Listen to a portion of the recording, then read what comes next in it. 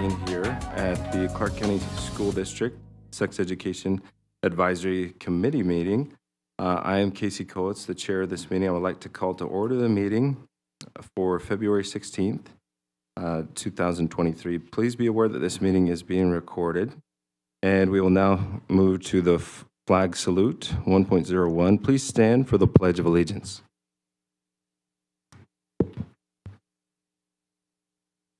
Ready? Begin.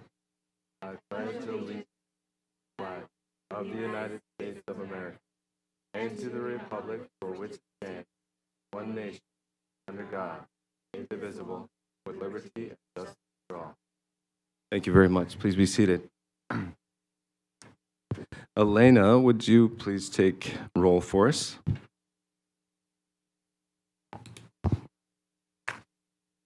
Rock, I Here. Here.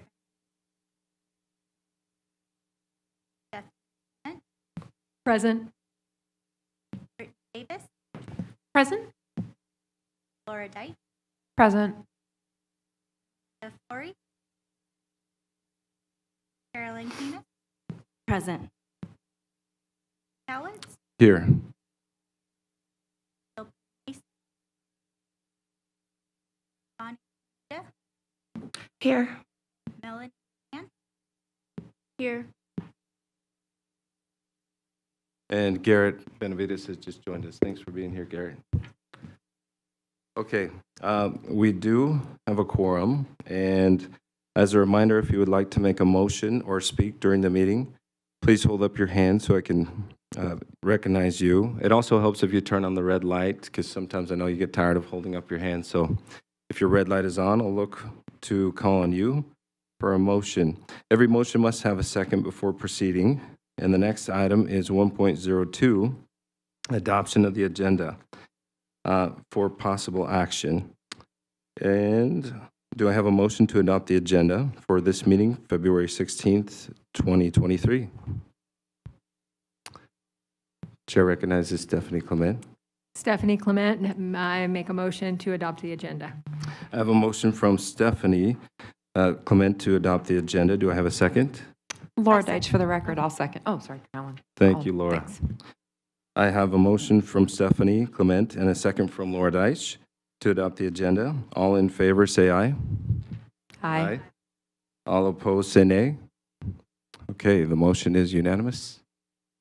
Are there any? Oh, Garrett. Sorry, we'll wait for you. Did you get a chance to vote? I know you were busy. Okay, thank you. Are there any who abstain? Okay, it is unanimous. And the agenda for February 16th, 2023 is approved. Please be advised that we will continue to follow the Board of School Trustees public comment process. If you would like to speak on any agenda item that requires committee action, you will need to complete a public speaker card prior to the item being introduced, unless you have already called into the board office. To minimize distractions once the item has been introduced, no additional speakers may sign up to speak. Individuals will have 3 minutes to address the committee. Also, if you would like to speak on non-action items or any topics within the purview of this committee, you may speak during agenda item 3.01, public comment on items not listed as action items on the agenda.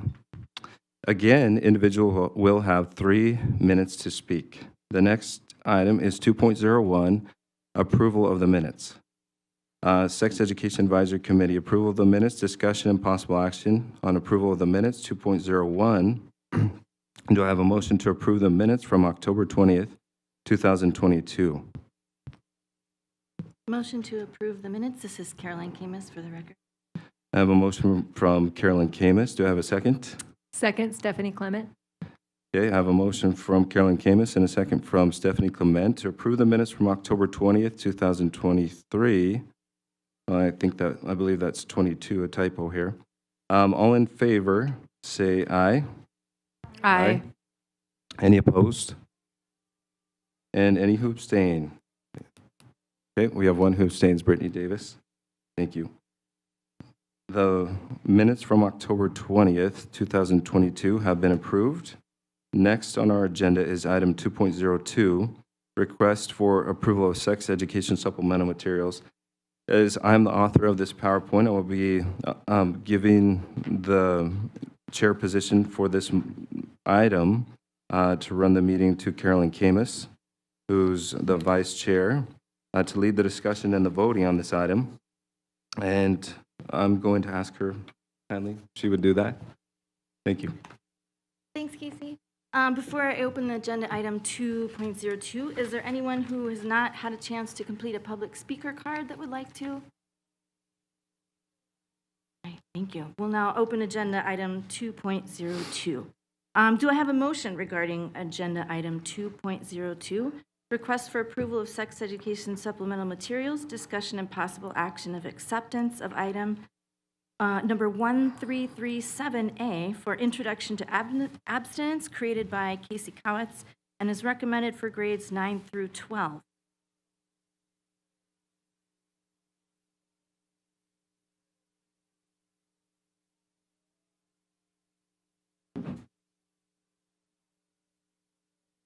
I make a motion to accept, Stephanie Clement, I make a motion to accept this item. All right, I have a motion from Stephanie to accept the item. Do we have a second? This is Bonnie Perneda. I second the motion. Thank you. All right, so at this time, we will now take public comment. When Mr. Carroll calls your name, please step up to the microphone and please state your name for the record. Chris Carroll, for the record, there is no public comment on this item. Thank you so much. Public comments now closed. Open for a discussion from the committee regarding agenda item 2.02.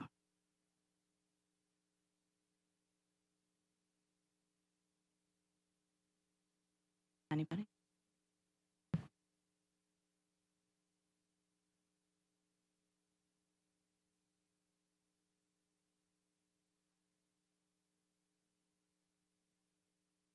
Okay, if there are no committee members. Stephanie Clement.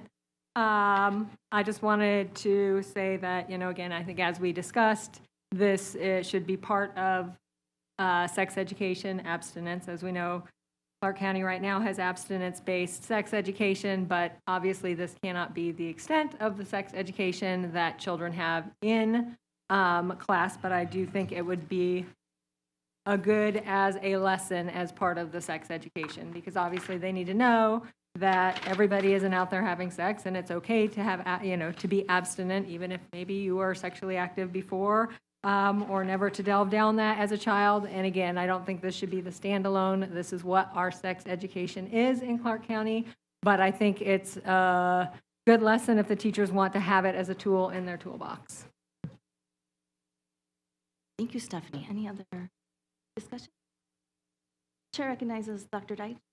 Hi, Laura Deitch for the record. I appreciate the abstinence message, certainly, as we all do know that it is certainly the most effective method for reducing unintended pregnancies and sexually transmitted diseases. So overall, it's a good health choice. My continued issue with this collection of slides is that, to me, it doesn't actually create a lesson. I'm not sure where there's sort of like teacher guidelines. I'm not sure what, there are no stated goals and objectives. There's nothing to determine whether the students on the receiving end of this have met the goals and objectives. And throughout, there's some language that I find kind of, I don't know, just not so helpful, and a little bit heteronormative, as well as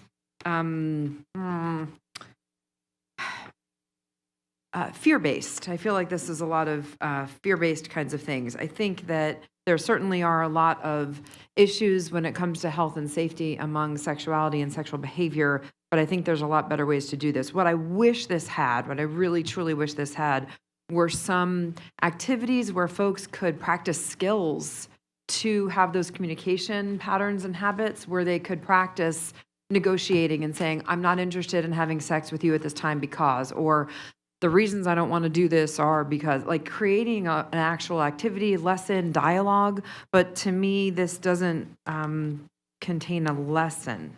It's, yeah, thanks.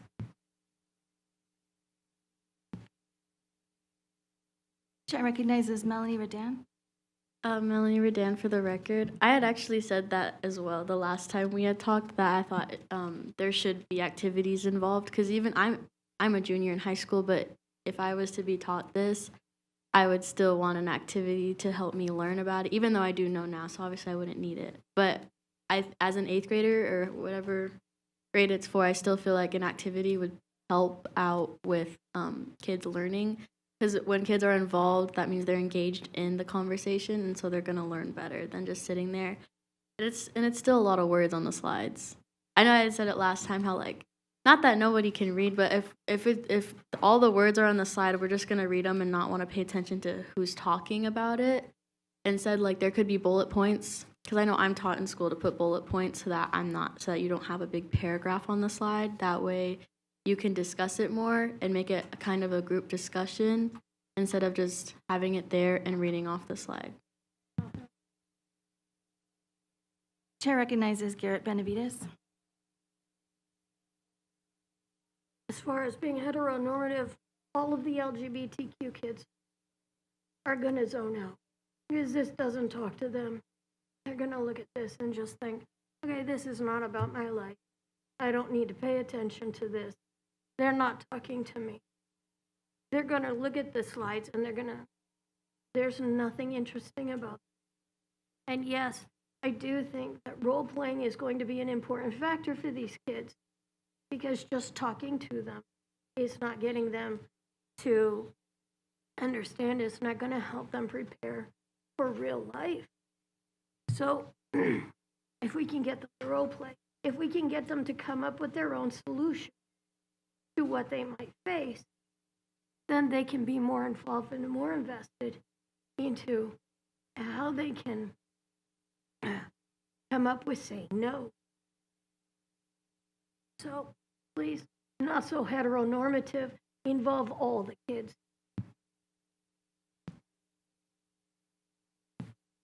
Chair recognizes Brittany Davis. Okay. Brittany Davis for the record. I have some of the same concerns have already been expressed regarding the heteronormativity. The definition of pregnancy seems to be somewhat unscientific. It kind of takes a position on like when pregnancy begins. It seems to be at fertilization of an egg, and I don't think the school district needs to be way to, moral idea about that. It just doesn't seem like to be a particularly scientific definition for me. Also, I actually assumed that this was for a lower age grade based off of some language, like at a certain time of the month. One, I think that maybe gives kids the wrong ideas that if you abstain in certain parts, in certain parts of the cycle, it eliminates the pregnant, which is not true. Eggs can be released at various times. You can have an irregular cycle.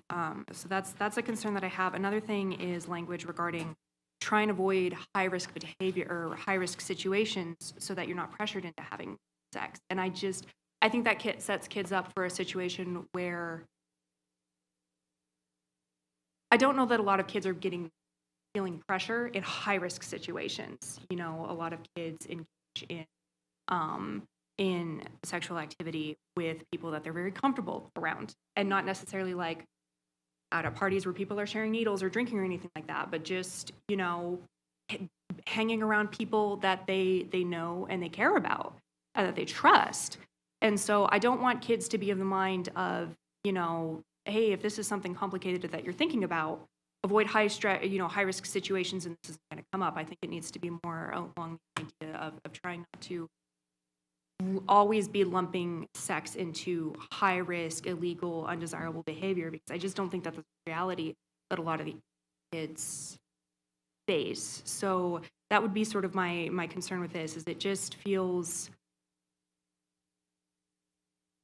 a little untargeted, a little unfocused, a lot of just kind of general vague, not vague statements, but just a lot of general statements with not a whole lot of direct focus as its incorporation in the curriculum. The issues that I have with it.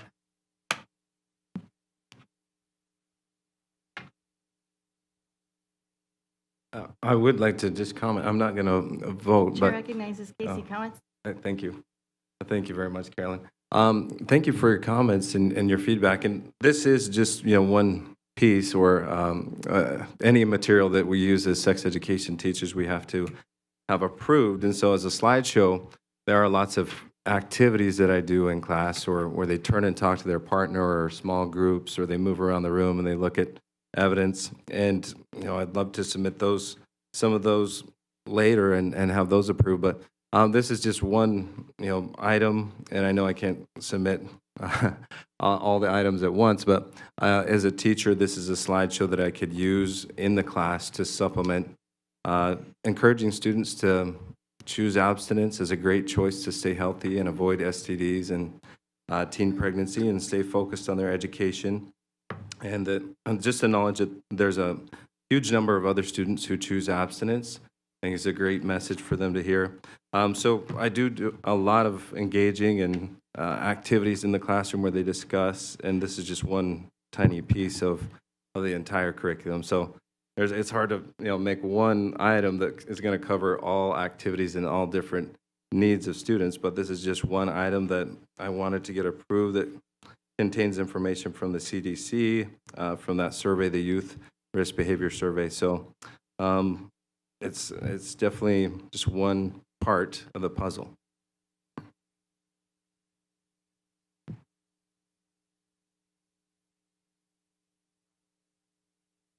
Chair recognizes Melanie Redan. Melanie Redan for the record.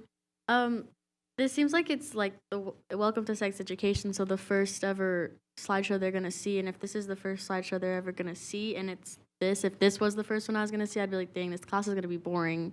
I'm going to be bored during this class, just because it's a lot. And I do acknowledge that there are some like class discussions, discuss with your teachers, it does say, but like, if I feel like I understand that there's activities in other parts of the class, but to engage students more, if you had it in the beginning of the class, like the first ever lesson you're going to teach, it sets the standard for the rest of how the class will be. Chair recognizes Brock Eichley. Brock Eichley for the record. I think this I think this item is, I don't think it's very heteronormative, because I think the two big things that come with talking about abstinence are pregnancy and STIs, so they kind of really need to be talked about, and we're talking about an abstinence-based lesson. You need to talk about pregnancy and STIs. Those are the very big things everyone's talking about. And then I also thought it did give a very clear definition of pregnancy. I didn't think it was anyone's beliefs or anything. It just said pregnancy occurs when sperm fertilizes an egg. I don't know if there's like another way someone could interpret it, but I didn't think that was someone's beliefs. And I also think some things, like some lessons aren't going to be very fun, and some things just need to be said. Like, who's going to have fun learning about an abstinence lesson? But like some things do need to be said where it's like abstinence is the only way to like have a 100% safe chance. And so some things do need to just be said, and I thought there were some really good facts on just how to be safe. Chair recognizes Brittany Davis. Brittany Davis for the record. I just wanted to say that I do in fact ascribe to pregnancy, coming out eventually as a result of fertilization of a sperm and an egg. I don't ascribe to the stork. I was just more concerned about things like implantation and whatnot that are involved before a body would even begin to acknowledge and react to a pregnancy. Would be one of the things that out of my concern, not a concern about describing pregnancy as something that, the initial process is the fertilization of an egg. Just clarification there. Chair recognizes Dr. Deitch. Laura Deitch for the record. I just want to just address kind of that whole heteronormative thing. The gist of pregnancy being such a key element of the benefits of abstinence, sort of that is the root of what heteronormativity means. So that's basically kind of the definition of heteronormative, is assuming that when two people get together and have sex, that a baby can happen or a pregnancy can happen. That's the definition of what heteronormative is. So anyway, yeah, that's what I wanted to share. Chair recognizes, I'm sorry, I forgot your last name, Stephanie Clement. Stephanie Clement. I just wanted to kind of clarify, because if you're talking about abstinence, I mean, again, obviously pregnancy could be an issue with, heterosexuals, but STIs affect everybody. There's nothing, so I mean, again, to think that because you are not heterosexual, that this doesn't apply to you at all, when, a good portion of it is about STIs, STDs. Again, I think that is in there. Again, the whole point was to not talk about the sex part of sex, kind of to say it's okay to just not do it. And so that's why probably in this lesson we don't get into, oral, anal, vaginal, because we're talking about not doing any of it. It's all considered sexual activity that could, now maybe you need to say that, but those are all the things that you shouldn't do. But I don't think just because, again, we can never talk about pregnancy and any of the lessons, because that would be heteronormative. That would kind of defeat the purpose of part of, sex ed. So, I guess, is it just because there's not more details in what we're trying to avoid, or, but yeah, I mean, again, thank you. Chair recognizes Dr. Deitch.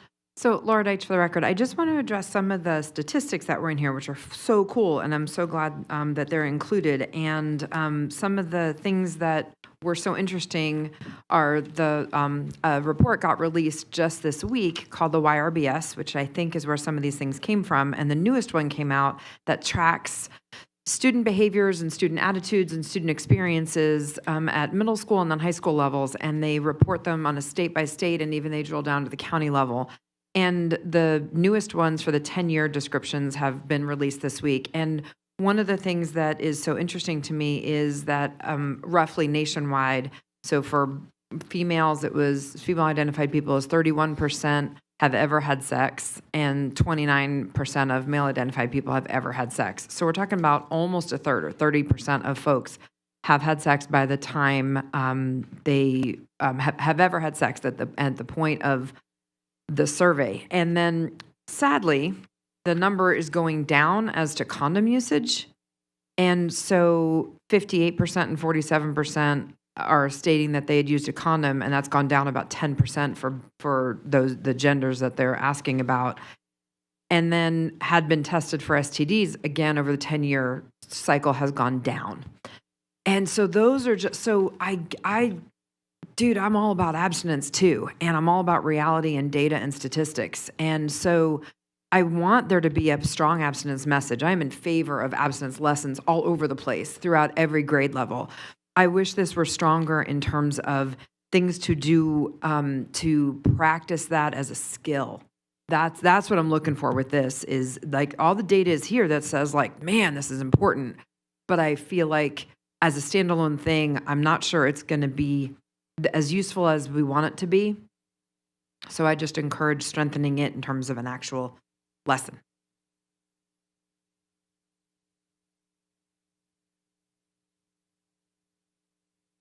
If there are no other committee members wishing to speak, we will now vote on the motion to accept agenda item 2.02.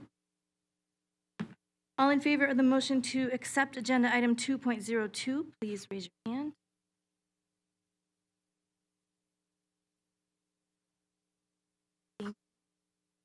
All opposed to the motion, please raise your hand.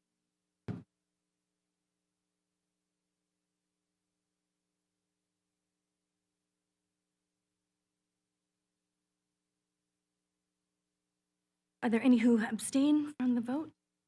Just one. All right, using the submission form, please record your, I'm so sorry, the motion did not pass.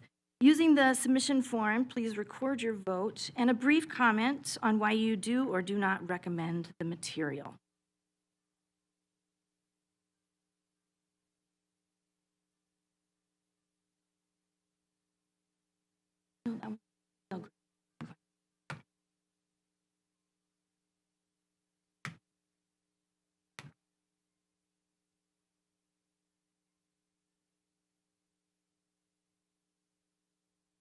Chris Carroll for the record. Can everyone please vote one more time and raise your hand? We didn't see the hand. Thank you. Sure, all right. Those in favor of the motion to accept. Ms. Camus, it would probably be helpful if you announce the numbers, actually say them out. Okay, 2 aye votes. And all opposed to the motion. Please raise your hand. 4 nay votes.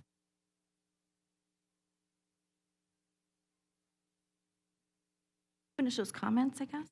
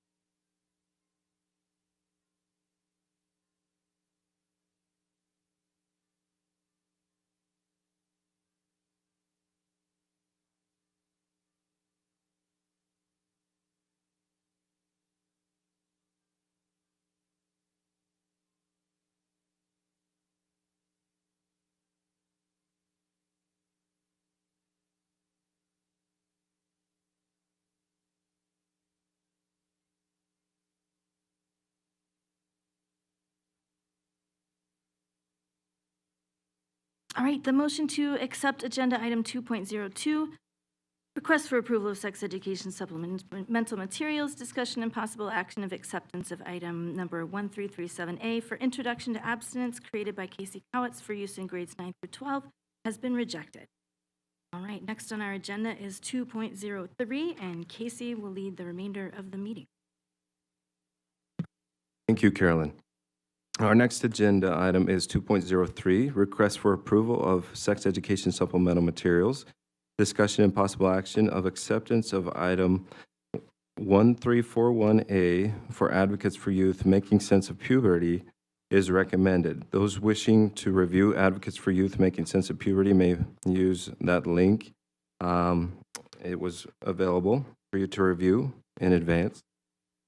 Before I open up the agenda item 2.03, is there anyone who has not had a chance to complete a public speaker card? If not, please do so at this time and turn the card into the front table. Any public speaker cards? Okay.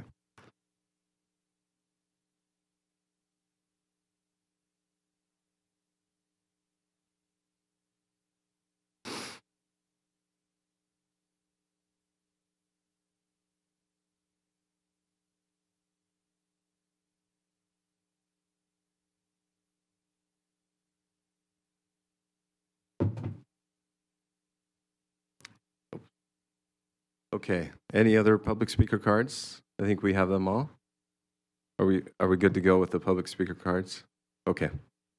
All right, thank you very much. We will now open agenda item 2.03.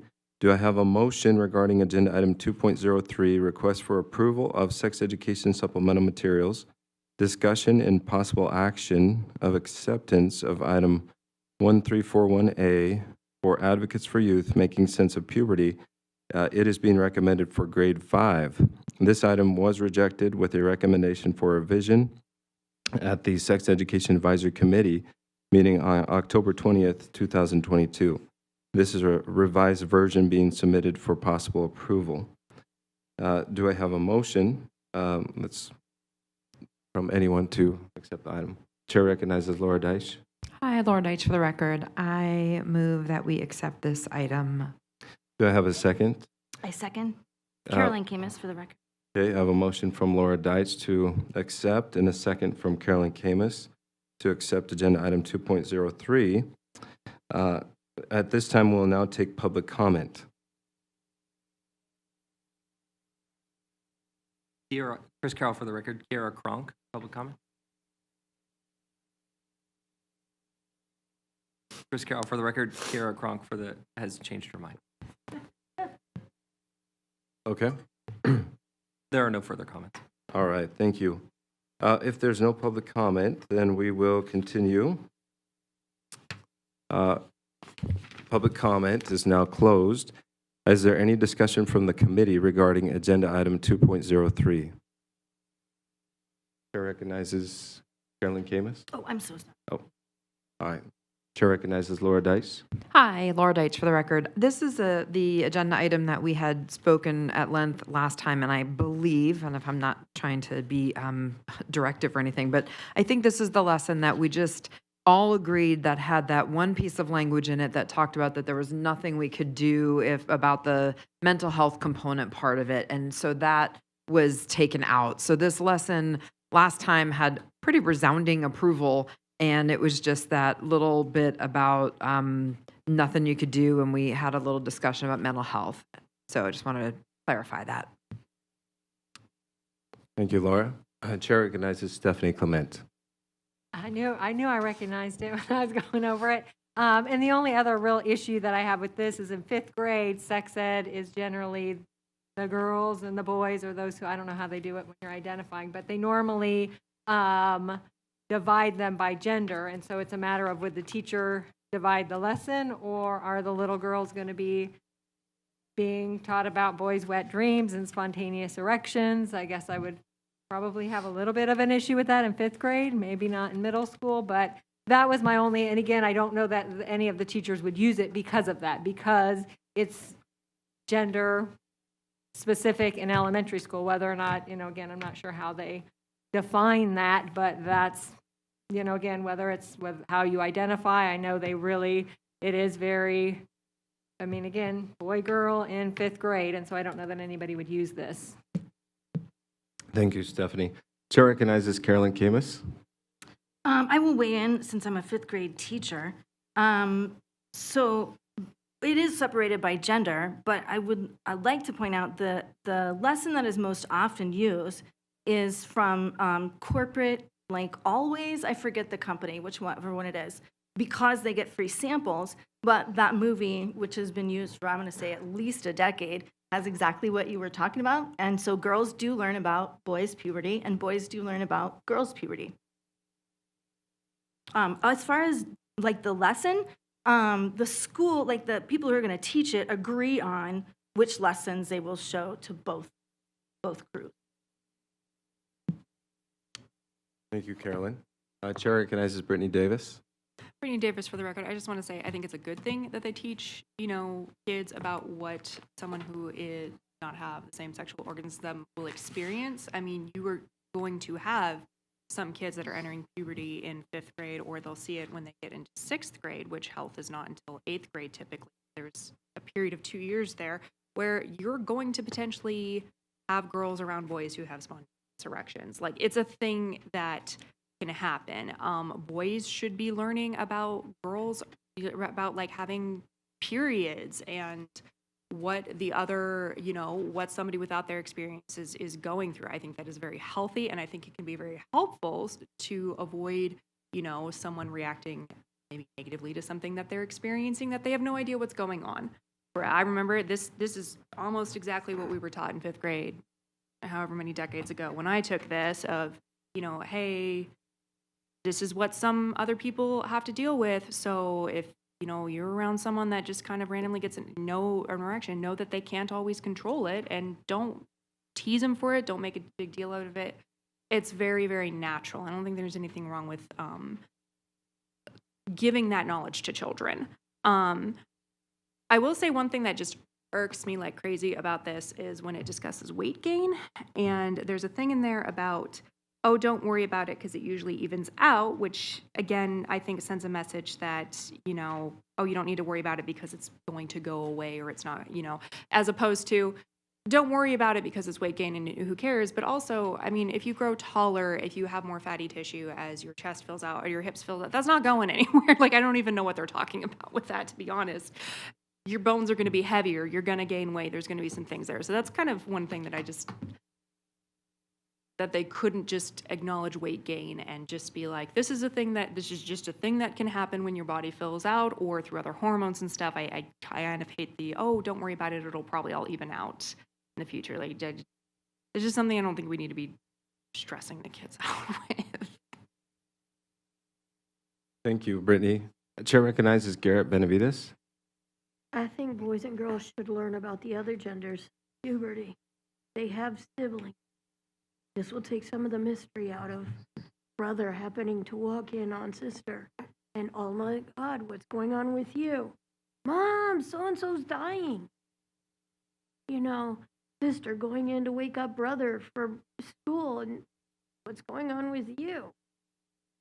This will take some of the mystery out. Because there is a whole lot less going on in the house than you think. I mean, not bad. This is normal, natural. This is happening in families. This is healthy. Let them get educated.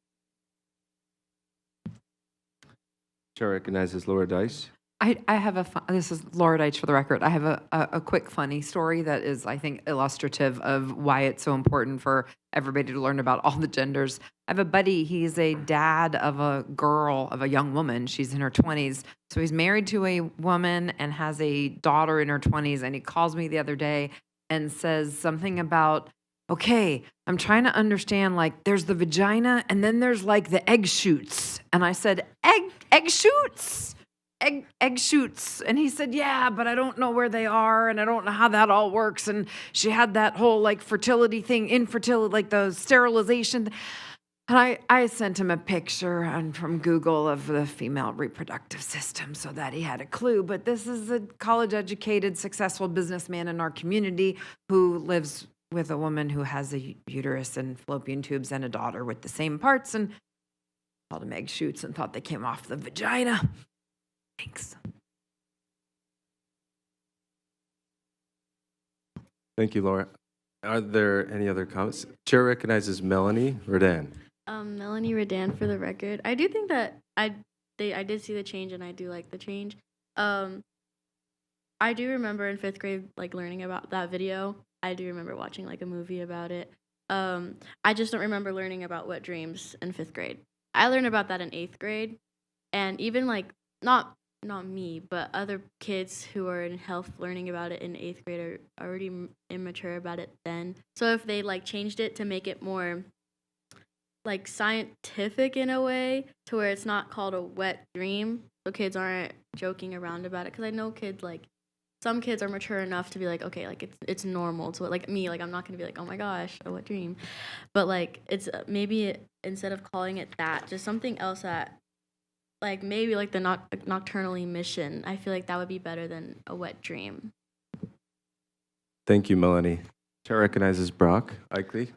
Brock Eichley for the record. I kind of wanted to go off of what Melanie said, where like in my 5th grade class, like they told us what a wet dream is. Well, they didn't really tell us, but they said they happen. But I didn't know anything about what they actually are. They just said, yeah, wet dreams happen. So I don't feel like it really even helped me. And I don't feel like well, I mean, I don't know if that means it doesn't need to be there, but I mean, I don't know if it needs to be changed at all. Because, like, they told us what it was. They said, oh, yeah, nocturnal emission, wet dream, but no one knew what it was. Thank you, Brock. There is one thing that I would like to say about the lesson, that I did notice that there was some language included that I really don't like the way it's worded. If my daughter or my son were to attend this class, there's parts of the lesson where you're supposed to put this up around the room, and this one specifically I feel like could have been worded a lot better. It says, during puberty, you start to become interested in others as more than friends / finding partners. And I feel like that would be better to be worded as start to become romantically interested in others, like as a crush or a boyfriend or a girlfriend. Specifically, the wording "finding partners" for fifth graders. Usually partners has kind of a sexual connotation, and finding a partner in fifth grade. I just feel like that could have been worded better.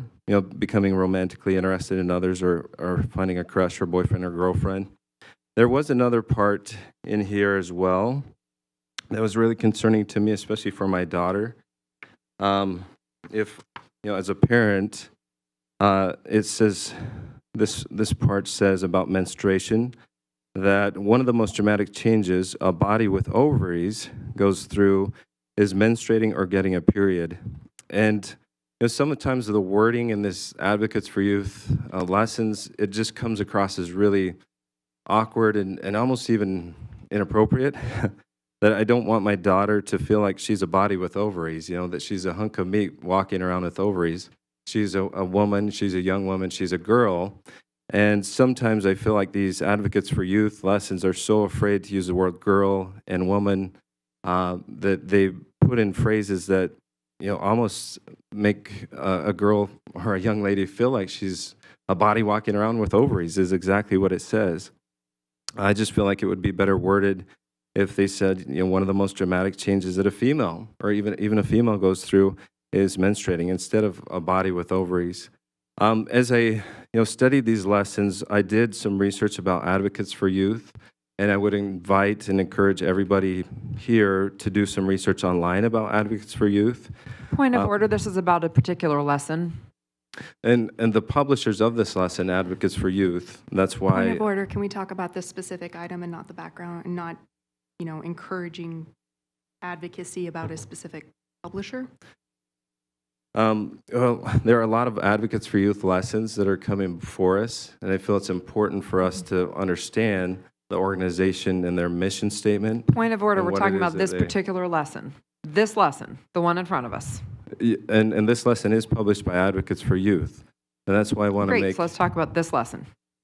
And Sammy, I believe that it's within my jurisdiction, and it's my turn to speak.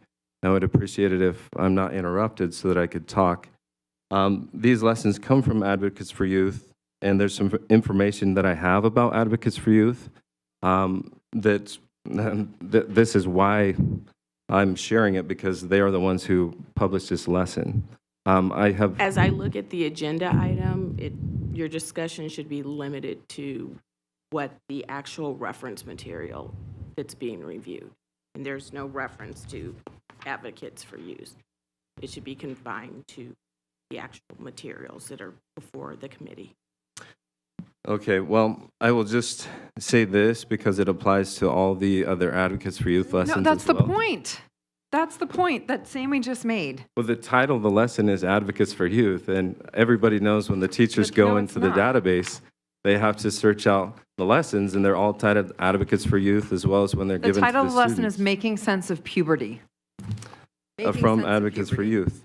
And we are discussing this item, which We're is discussing titled, Making Sense of Puberty. We're not discussing the publisher. There's Stay on task, please. literally not one page of this lesson says Advocates for Youth on it.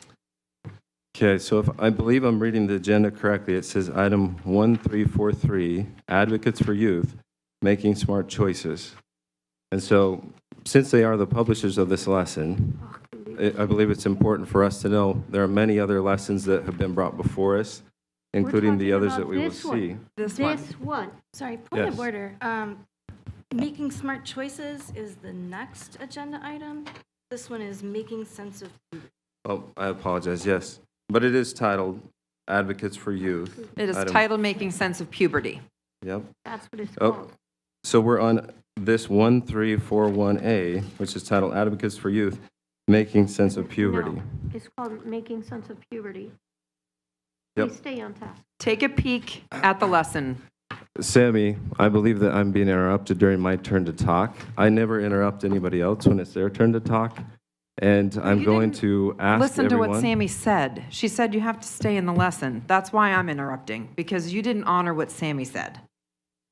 All right, Sammy, I believe as the chair, I have the right to address anything concerning this lesson, including the publisher.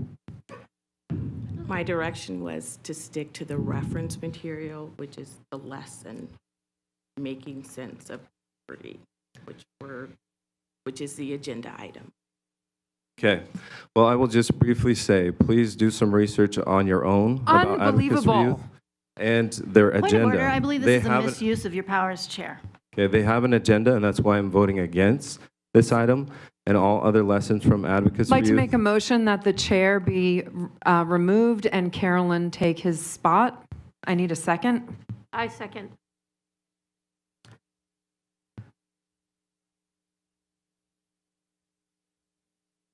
All right, I believe, is this something we need to vote on, Sammy, right now?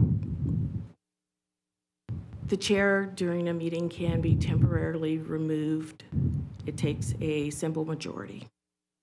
A simple majority, okay. We have a motion to remove me as a chair from Laura Deitch and a second from Garrett Benavides. Okay, all those in favor, please raise your hand and say aye. Aye. Okay, there are four who vote in favor. All those opposed, please raise your hand and say aye. Aye. Aye. Okay, it is 3-4. So I guess I'll turn over being the chair to Carolyn Camus at this time.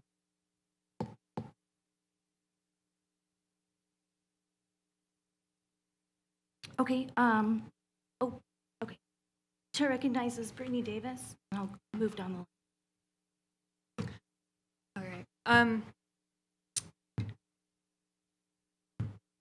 I would just like to point out that the lesson does not say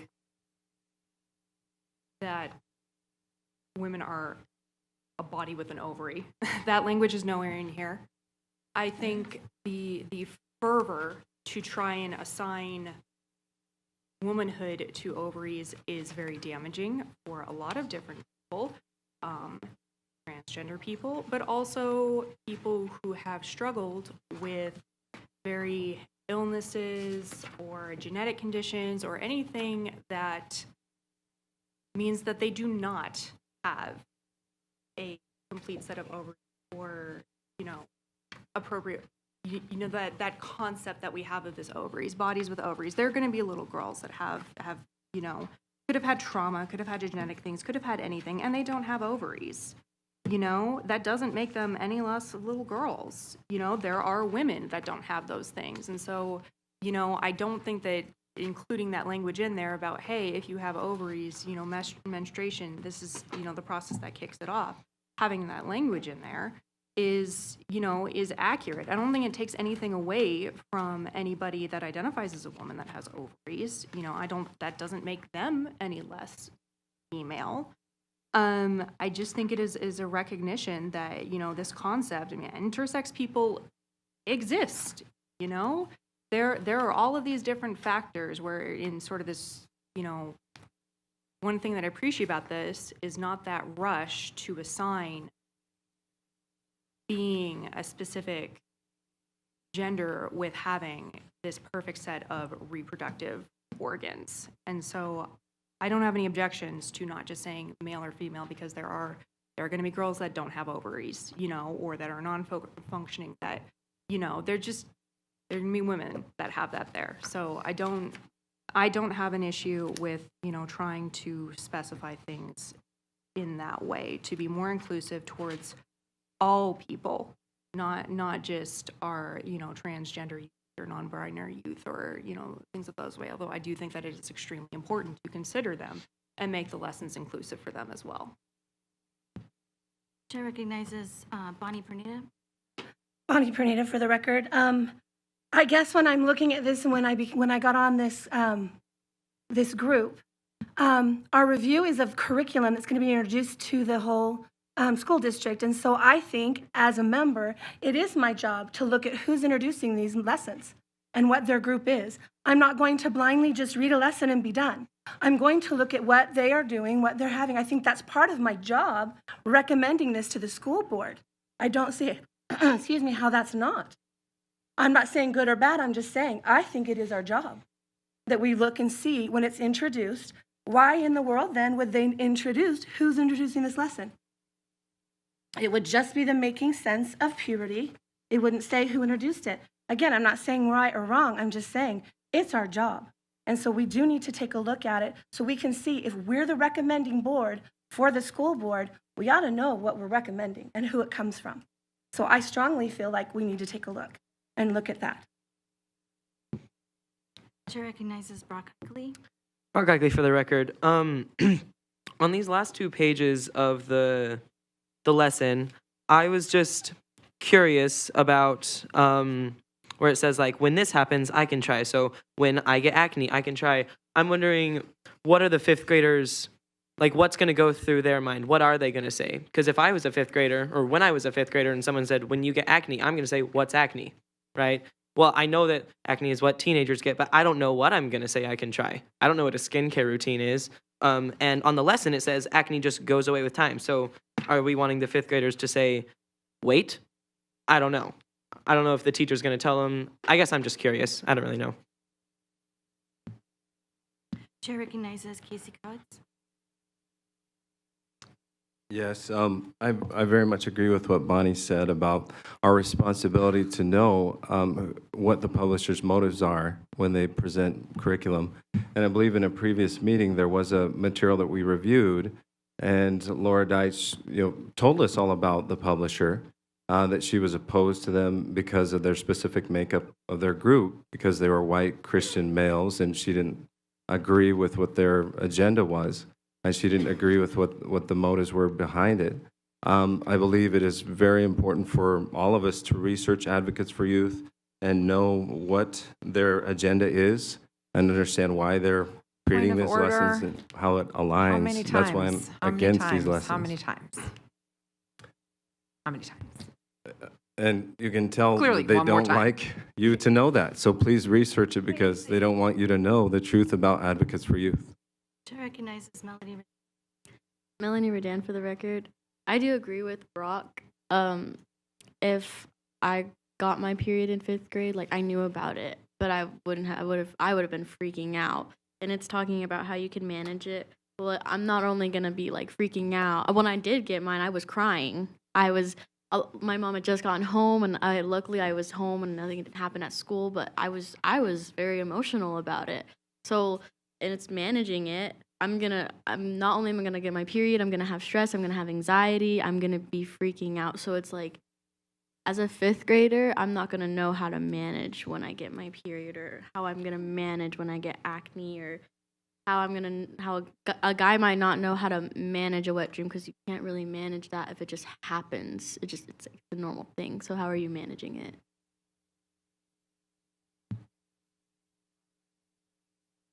Chair recognizes Dr.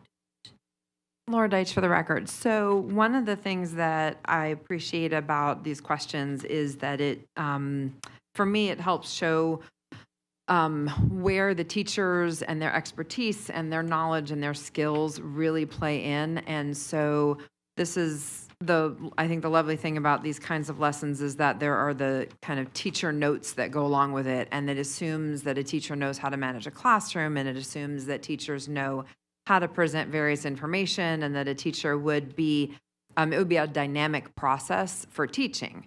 And so I think I hear you. How do you manage these things, and what do you do about acne? But and even the nocturnal emissions, as I look at this lesson, the glossary is there, and so they're defined. And so the teacher would be talking and speaking and explaining the things as they're going along. And, there'd be classroom discussion, and there are, different ways that a teacher could weave in through the materials that are provided here that washing your face is what you do about acne, and that you don't touch your face a whole lot, and you wash your hands because that's where the dirt lives. And I think the conversation around menstruation, about managing, so that would mean like planning to bring, pads or tampons with you to school, or, if you have a swimming event, planning ahead for that. So I think it does allow for the teacher to have some autonomy and a little bit of faith in the teacher to manage the lesson. But it's great to hear that those are the specific things that you'd want to know about. And hopefully, yeah, the teacher would be addressing those things in this lesson. That's awesome. Chair recognizes Garrett Benavides. I understand when you were in the 5th grade and you got your period, and that was scary. And I'm glad that you were home, and I'm glad your mom came home, and I'm glad that you were with it. That's really important. Like Dr. Deich said, the teacher can run through this and have the kids with this paper out say, okay, for this question, what do you guys think? Okay, fill in what you can, your face. Don't touch it. Fill in. To the nurse here at school. Talk to your parents. Talk to your doctor. You know, there are different people you can talk to if you feel comfortable. If you don't feel like talking to your parents, you can talk to your school counselor, your school social worker. If you have a therapist, you can talk to your therapist. There are all these people out here who can talk to a trustee. We're all here to help you. You can write this in right here on this line. We're going to go through all these questions. No question is stupid. No question is too embarrassing. If you want to talk to me after class, I am happy to answer all your questions. It's okay. And hopefully that student has a good rapport with that teacher so that they feel comfortable enough to ask those questions. Chair recognizes Bonnie Pernita. Bonnie Pernita for the record. I did have a question for Carolyn, I think. As a 5th grade, Caroline, thank you. As a 5th grade teacher, how much time is usually dedicated to these kind of lessons in truth? Hour and a half. Tops, right? Tops. One day of an hour and a half. So for me, when I look at that lesson, I do think a lot of the parts, like that, it would be lovely to be able to address this, but I don't think that there's an ability as a teacher to get through everything that we're supposed to get through in an hour and a half. Let me clarify a little bit. So there is some room for movement in there. If you put on the parent approval sheet, like you can teach more than one day or more than one time of it. So it's kind of school's discretion. I was answering from my past experience, but I am in a new school this year, so. And I just was wondering for generalized, Yeah. because the same thing when I did it, it was the same thing. Hour and a half, one day, that was it. So I just for clarification, because I think it's good to know what parameters we have to work within when we do these lessons.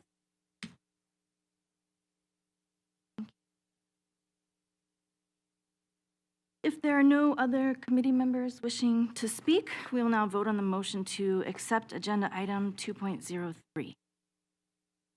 All in favor of the motion to accept agenda item 2.03, please raise your hand.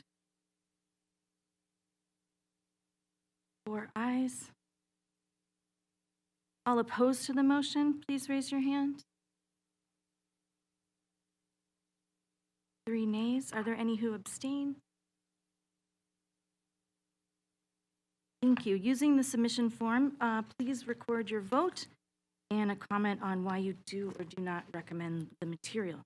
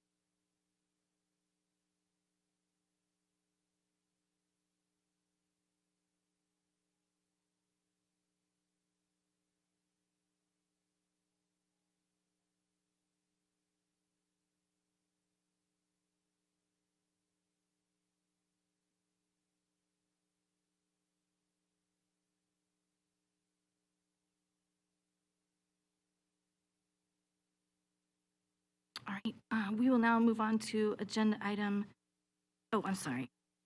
The motion to accept agenda item 2.03, request for approval of sex educational supplemental materials, discussion and possible action of acceptance of items number 134A for advocates of youth making sense of puberty is recommended for grade 5, has been accepted. We'll now move on to agenda item 2.04. Request for approval of sex education supplemental materials. Discussion and possible action of acceptance of item 1343 for advocates for youth making smart choices is recommended. Those wishing to view it may use the link here. And before I open agenda item 2.04, is there anyone who has not had a chance to complete a public speaker card? Is there any public comment? Chris Carroll for the record. Kira Kronk has a public comment card.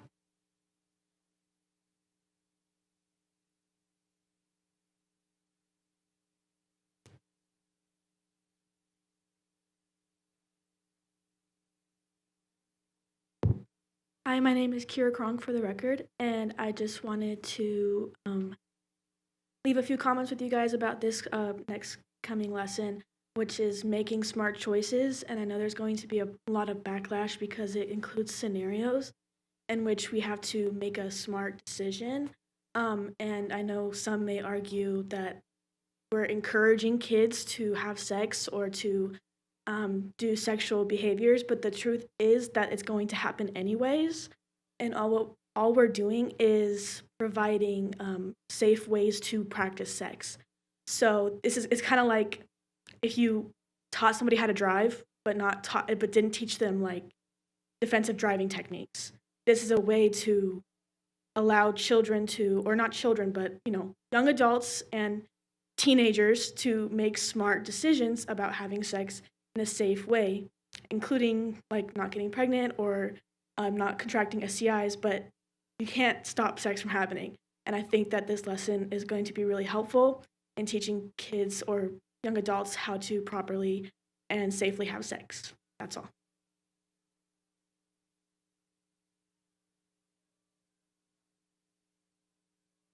Any other public comment? Chris Carroll for the record. There are no other public. Do I have a motion regarding agenda item 2.04, request for approval of sex educational supplemental materials, discussion and possible action of acceptance of item number 1343 for advocates for youth making smart choices, recommended for grade 8?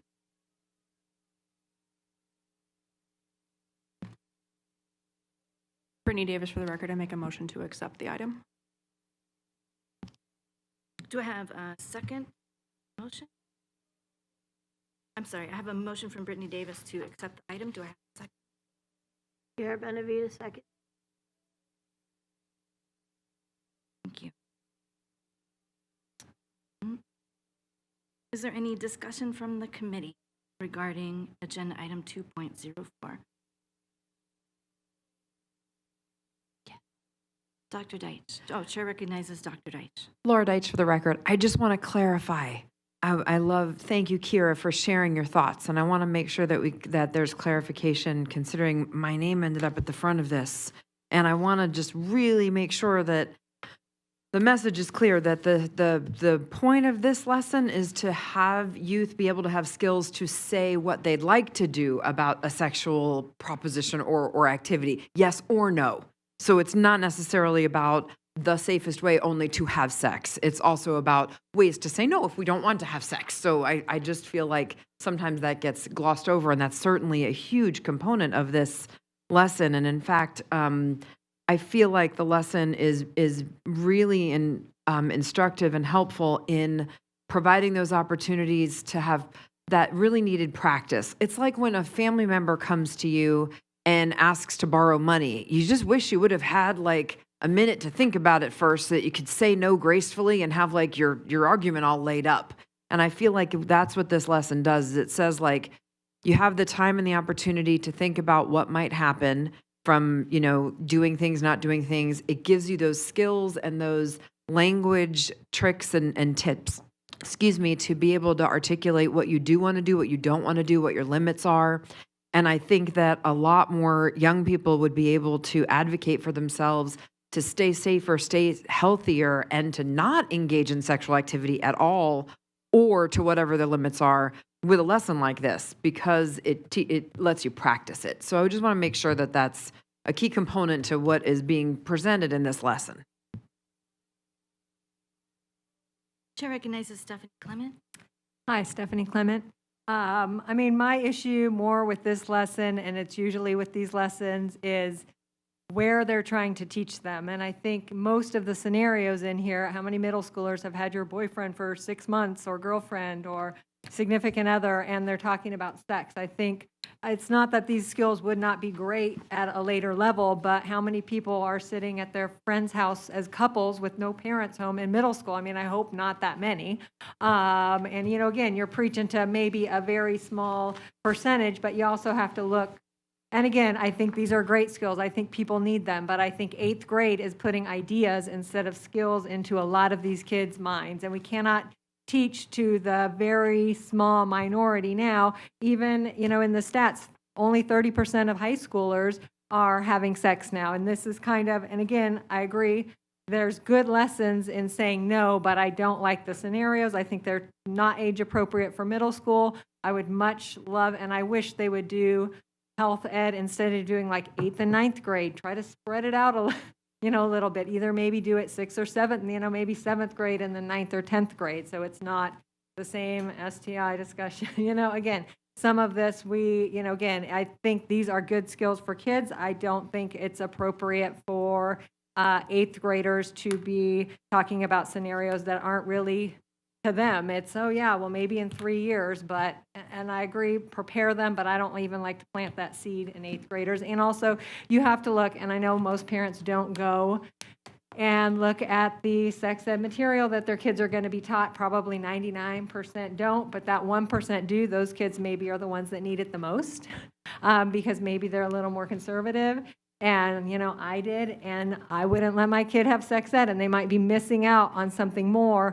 But in 8th grade, if this is what was being taught, and we're not really teaching except for to say no, I probably wouldn't have let my kid have sex ed, and there was information in there that my children did need. So, yeah, that's my point. Chair recognizes Garrett Benavides. You would probably be very surprised then by the amount of parents, especially in this economy, who are working 2 and 3 jobs just to keep a roof over their child's head and to keep food in their belly. And maybe even health insurance, although they can't afford it because that's too expensive and the doctor bills are too expensive. You would be surprised. A lot of kids are left on their own to fend for their little brothers and sisters. So you need to step out of your role of privilege and to look at other people's lives because they're really struggling. So giving them these opportunities to practice what happens if is valuable. I mean, these are young people. And yes, some people, despite what we would want, yeah, they might be starting to look at other kids at 12, 13, 14 to date because their parents are working very hard. It's not something that I would wish for, but I'm not going to be blind and say it doesn't happen. I'm just not going to do that. So I want to arm my kids. And my kids is every child. I'm not just going to say it's my son. My child is every child. I'm going to arm my kids with as much information as I can possibly give them. And as every opportunity as I can give them to say, you know what? I'm not feeling right about having sex with you right now. I don't feel like I'm old enough. I don't think no, this is not right for me right now. And I'm prepared enough to have this discussion because I practiced this already in school and with my mom. And I'm not there yet. And my son is going to be able to say no because he feels confident in himself. And by saying, no, I don't think you should have sex ed, that's doing him a disservice. That's doing a great disservice to every child. Chair recognizes no more? Okay. Chair recognizes Bonnie Pernita. Bonnie Pernita for the record. For me with this lesson, I really, in the beginning, liked quite a bit of it. I love how they teach as a counselor going through with students, making smart choices and going through the steps. I thought that was really great because I think it was much more than just when it comes to sex ed. It comes to quite a few of the decisions they make in their life, but the problem that I got to then was the scenarios. Because as a parent representative, I don't feel like this is what the school district, this is not their domain to then have students discuss these things. I love the part about teaching them the skills, and then maybe at home or in therapy or other places, maybe they can search it out. They can go through and work on those scenarios, but as a parent, I don't feel like it's the school's domain to then go through role play and scenarios of having these discussions in 8th grade. That doesn't work for me as a parent. Chair recognizes Casey Cowett.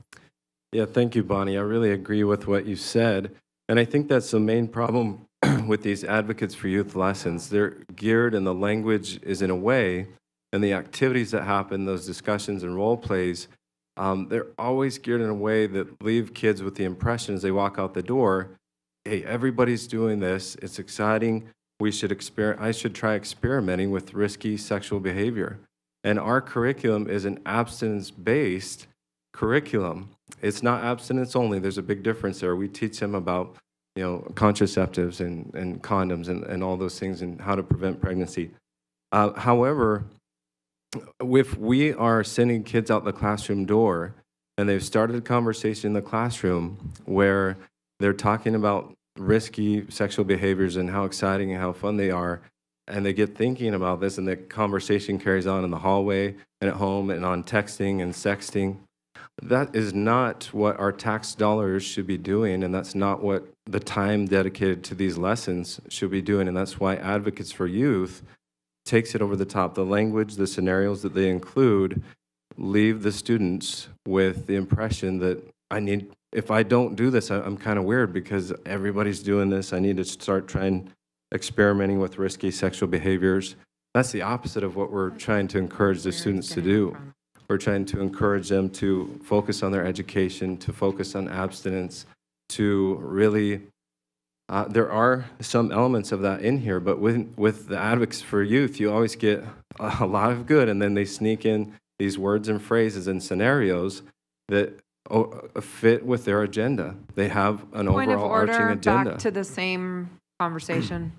That they don't want you to know about. So please do the research for yourself Casey. to find out the truth for Advocates Stop. for Youth. We should oppose it and not approve it for our students. That's why they don't want you to know about What's it. wrong with you? That's why it's so sensitive. They Point of don't order, want you can to we, know the truth can about we it. refrain from being rude to each other? We can at least do that. We can if So we can please stick do. to some of the So please do. Not when you're attacking.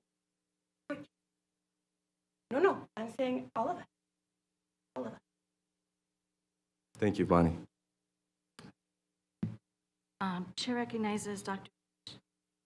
For the record, Laura Deitch, what I love about this is that as much as some of us want to live in a bubble of, I don't know, that everyone gets to plan for themselves and everybody gets to, decide what their kids are up to. Unfortunately, we all know that doesn't happen. And I think that turning a blind eye to the realities of children and young people and young adults and teenagers being in situations is not helpful for them. I think that I wish that kids didn't have to face some of these situations. I'm with you. I work with children all day long, and I wish they weren't in these situations. And I think we know that sometimes they are. And so I don't think that someone saying, we're at a Valentine's dance and I want to take it to the next level, I don't see anything as scintillating and dangerous and like they've never thought of that before in their whole lives. I think that that's, I'm not picking on anybody here, but I think it's naive thinking to think that they're never going to have experienced any of these scenarios or anything like them. I don't think that they're outlandish. I think we realize that kids are getting trafficked as young as 11 and 12 and 13. And I think that there are a lot of times that having these skills ahead of time, ahead of going into when they're going to face these scenarios in 9th grade, in 10th grade, so that they have that foundational piece of, wow, I wonder what I would have done. Now, wow, I practiced that in 8th grade. That sounds familiar. I know how to get out of drinking or pressuring or sexual situations that I'm not comfortable in. I had that practice before, and I feel solid in my beliefs. And what I super love about this lesson is the parental component. I love there's a homework assignment where it's for the parent caregiver. And so it opens up these wonderful, rich conversations between a parent and a kid. And that's where everybody gets to have their own family values, their own moral, religious, whatever kind of values and conversations and thoughts. I love when there's included parental stuff. I encourage it all the time. It's what I did when I taught. It's what I do with my young people when I'm in therapy. I'm like, what would your moms, what do you think your parent would say? If they were sitting here, what would they say? And then I invite the parent, parental involvement is so key to all of this. It really is the biggest factor in healthy and safe kids is the parental involvement. I'm the staunchest advocate for the parental involvement. And that's what I love about this lesson is that it has that in it. So that's why I really liked it. That recognizes Melanie Redan. Melanie Redan for the record. I definitely agree with Laura. In middle school, I mean, like, there were kids that were having sex in the locker room. Rumors went around about kids doing things in the bathrooms or in the hallways. You'd see kids making out in the hallways. And I know friends who in middle school had sleepovers where there were guys there, and I don't know if things happened, but I know if those things happen, like same gender in the same room sleeping over. You can only assume what could happen. So it is something that, like, by 8th grade, I already knew personally about sex and what it was. And I learned that in like 2nd grade because my brother was already learning it, so I kind of just learned it too. But, I mean, obviously not all kids are like that, but kids talk in the hallways. You could be the most innocent kid. You're still going to hear these things no matter where you are. Because, I mean, I didn't want to hear about all these things, but you hear it. And because you're going to be around kids, like, you could be in a accelerated classes in middle school, as they call it, where, like, the kids are really great, but either way, there's still kids in there that are still doing the things that maybe regular ed kids are doing. Because, I don't know, like, the accelerated kids are held to a higher standard or, like, being the good ones, but sometimes some of them aren't. But anyways, I do think that the handout model is really good as well. I just, the only thing about it is when kids are in that situation, or if I was, or anyone in that situation, am I going to really be like, okay, so I'm going to slow down, and then let me see, okay, if I do this, and then this, and this, and this, like, there's not always the time, or there is time, but most kids aren't going to be like, okay, let me do this, let me go through the 5 letters, each step, sit here, while this person's here, like, come on, let's do it, let's go do it, let's go do this, let's go to that party, let's sneak away, let's skip class, let's do this and that. I don't know, as a teenager, even though I'm not really friends with the people who are trying to make me do that, some kids who aren't gonna be able to just sit there and be like, okay, I'm gonna look at these 5 steps and then figure it out. But I do think it's great to learn. I just don't know if most kids will use it. Chair recognizes Brittany Davis. Brittany Davis for the record. Again, I do like the parent involvement. I think it is good for parents to be actively involved in what their kids are learning in their sex ed classes. This gives a great discussion point, entry point into there, and also just sort of, check in with their kids about, look, this in our home, these are the values that we have.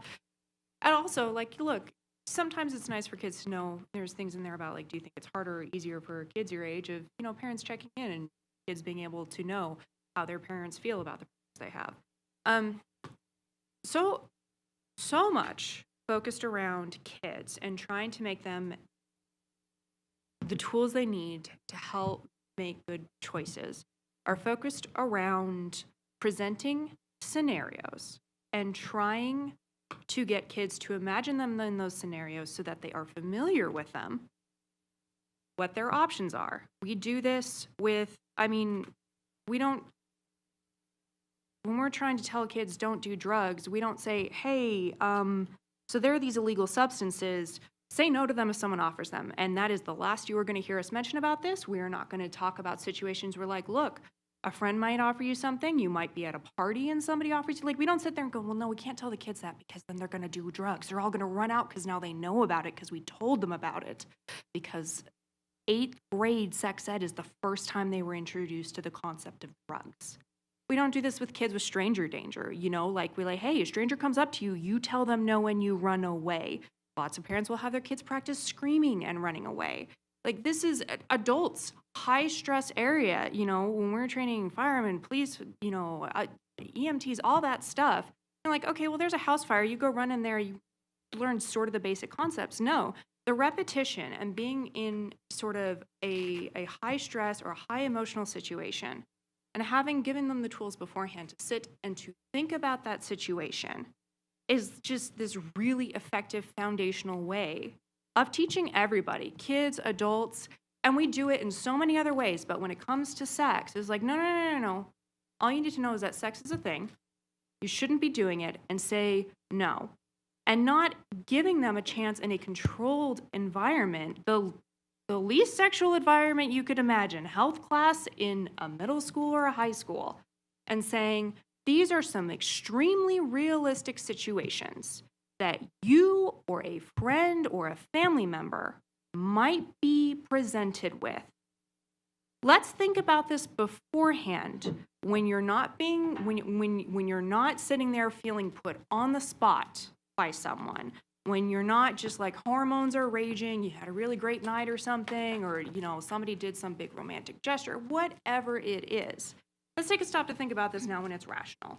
Let's kind of, you know, lay certain things out to keep in mind when you're in a situation where maybe you want to make an impulsive decision.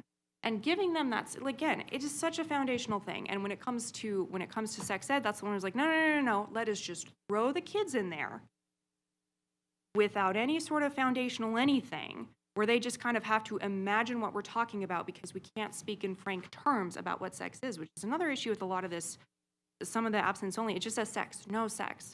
Okay, do kids understand sexual activity beyond just intercourse and understand risks associated with things beyond just intercourse? I don't know, because it's so vague. You know, you don't want to let kids know, hey, look, there's unsafe behavior that you can do where most of you are fully clothed. You know, there's just, not that we're going to need to give them a step-by-step guide, but an understand of really what we're talking about. Don't talk over them, talk to them. Give them these scenarios. Let's think about this right now. You might encounter someone in your teenage life, again, 8th grade. We're talking 13, 14-year-olds, a lot of them, probably. Somebody might want to have sex with you or get in some sort of sexual activity with you, something that maybe you should be doing. That's risky. Let's think about this now and think about how you can analyze the situation and how you can make a decision that isn't based purely on being put on the spot in the moment. I appreciate that. I think it's great. I think that this is something that teachers should have access to in their classrooms.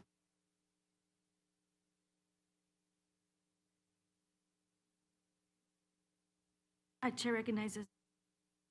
Melanie Redan for the record. I do agree.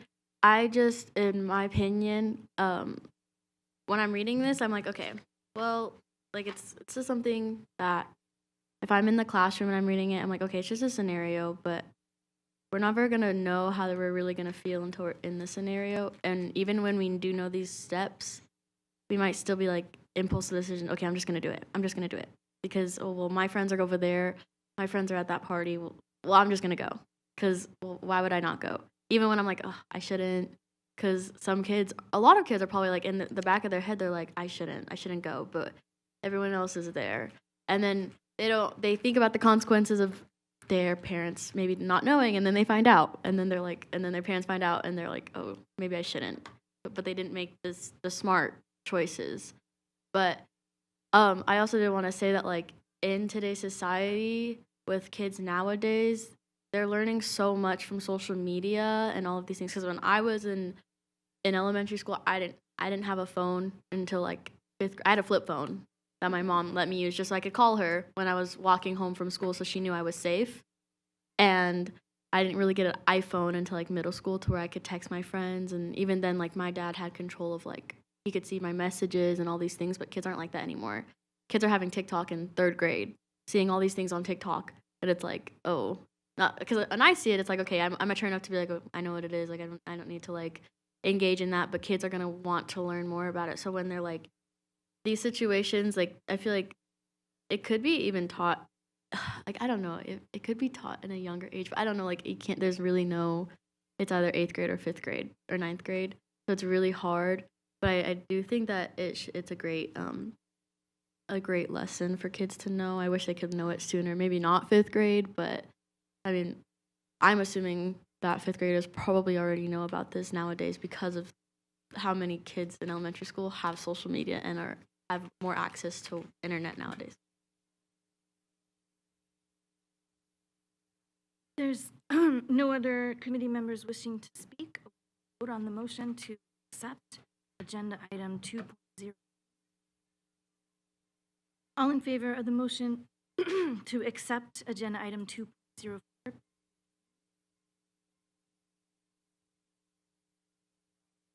Aye. All opposed to the motion, please raise your 3 nay. Are there any who? Right, please use a submission form to record your vote. Brief comment. Do or not.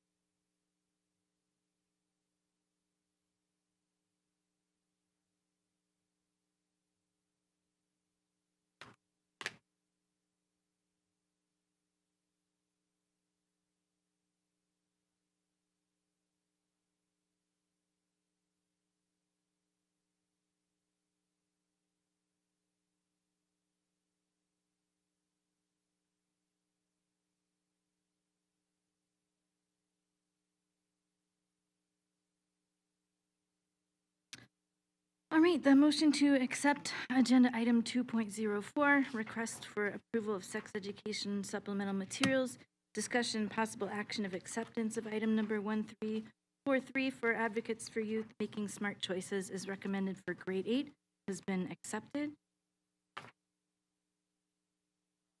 Next up on our agenda is item 2.05.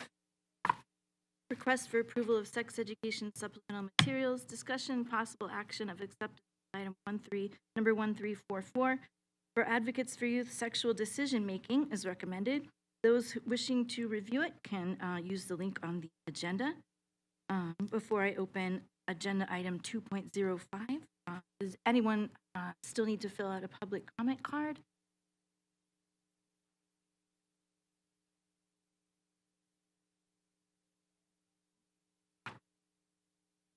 Do I have a motion regarding agenda item 2.05, discussion possible action of acceptance of items number 1344 for Advocates for Youth Sexual Decision-Making recommended for grades 9 through 12? I would like to clarify because it said two things. On the first part, it's, okay, it is 9 through 12. Grades 9 through 12.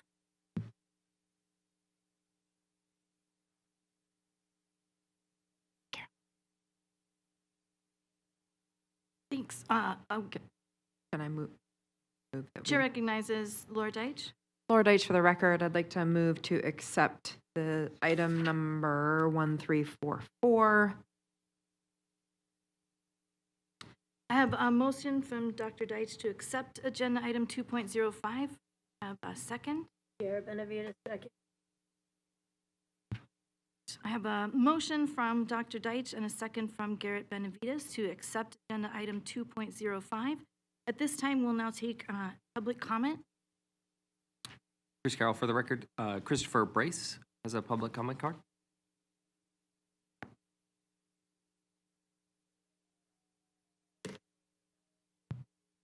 Christopher Brace, for the record.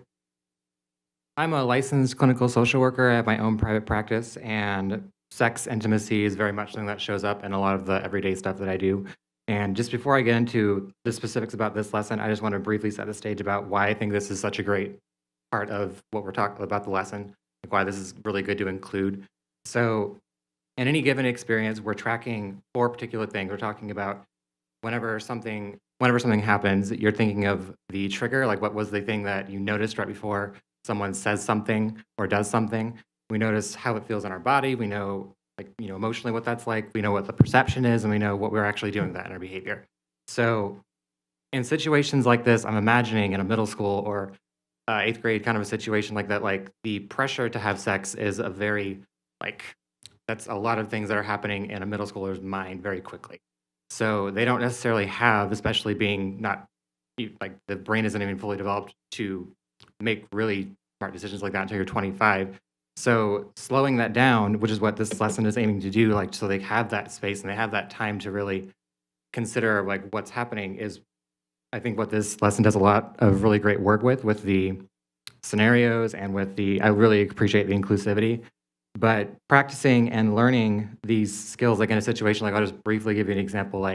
If I were to think of someone saying, when my boyfriend, girlfriend, partner said, I want to have sex, I felt really tense and anxious. And I thought that if I didn't, then he would leave me or he would be really upset and get mad at me. So I did it anyway because I didn't want to upset him. So having the practice of learning these kinds of concepts and skills is exactly what needs to happen so that they can slow that process down long enough to make a decision and articulate what they are actually feeling instead of feeling pressure to go through what their instincts or their impulses say to do. So more positive experiences with discussion about sex eliminates the shame and creates safety to have these discussions again and again throughout their lives. I really also appreciate how there's just one particular line saying using the pronoun they instead of her or him, using gender-neutral names in scenarios and role plays referring to someone with a vulva. I really appreciate how inclusive that is for every person with a body who might have any of those parts, whether they are identifying male, female, or somewhere in between.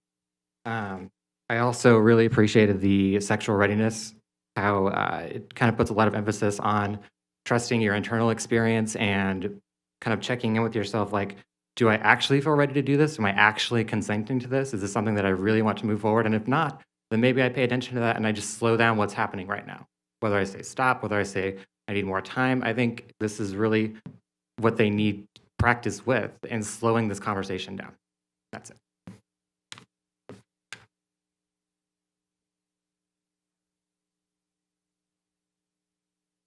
Chris Carroll, for the record, there are no more public comment cards.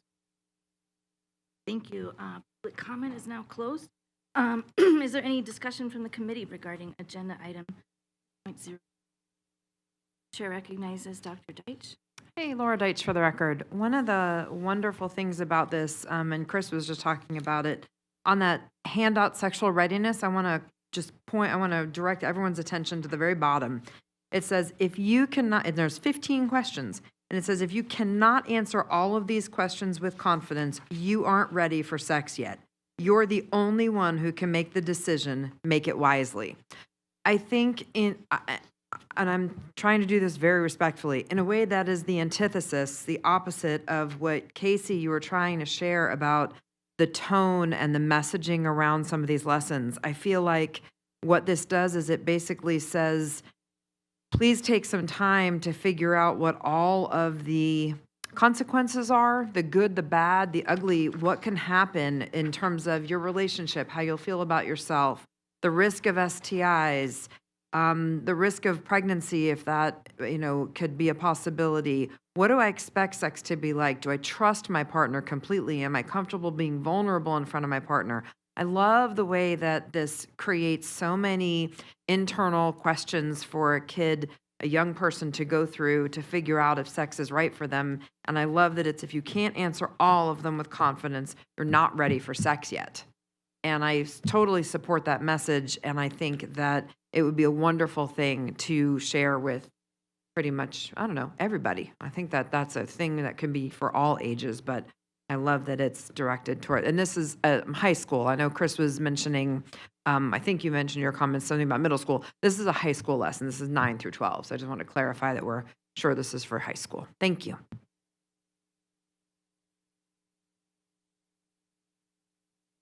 Chair recognizes Melody Redan.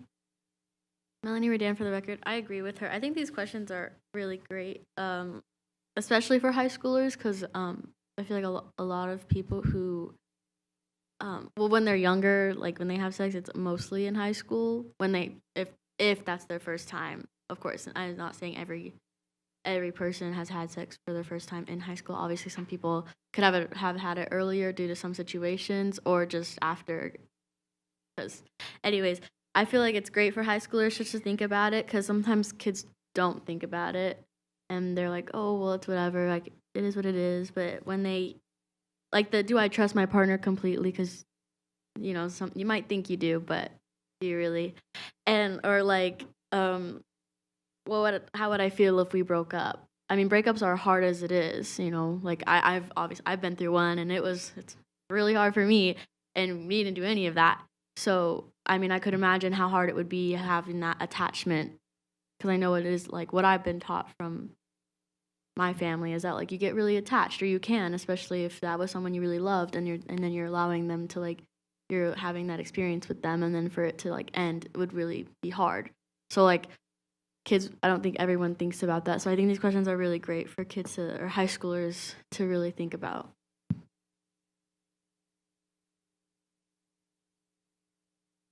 If there are no other, Chair recognizes Casey.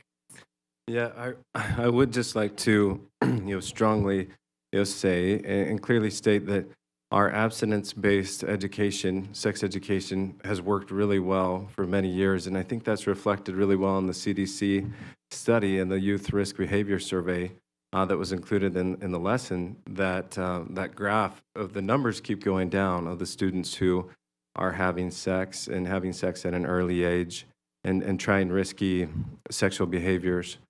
And my main really huge concern with all these advocates for youth lessons is because of the attitude they take and the feeling that they give to our students that, these things, everybody's doing it and you should try it. And it just leaves kids walking out the door with that feeling, if I'm not doing this, I'm the weird one, I'm the odd one out. Because it wants to normalize this behavior to the point where kids are talking about it in class, they're laughing about it in class. And if you're talking about something in your classroom, you feel like, well, this is normal, risky sexual behaviors, that I should go and try this. First, I have to think about it. And if I'm talking about it, and I'm talking about it not only with my classmates, but in a classroom, well, why isn't it okay for me to go out and try it? And I really feel very concerned that as more and more of this Advocates for Youth lessons push into our curriculum, that kids are going to be more likely to experiment at younger ages and try risky sexual behaviors. And the more of those behaviors are happening, the more often they're having sex, the more likely it is that they become infected with an STD or become pregnant or have an effect that could, change their life and could cause it to be very difficult for them to finish high school or to continue forward with some of their plans. And it's sad to me that this curriculum, because it does have an agenda, and I encourage all of you to research that.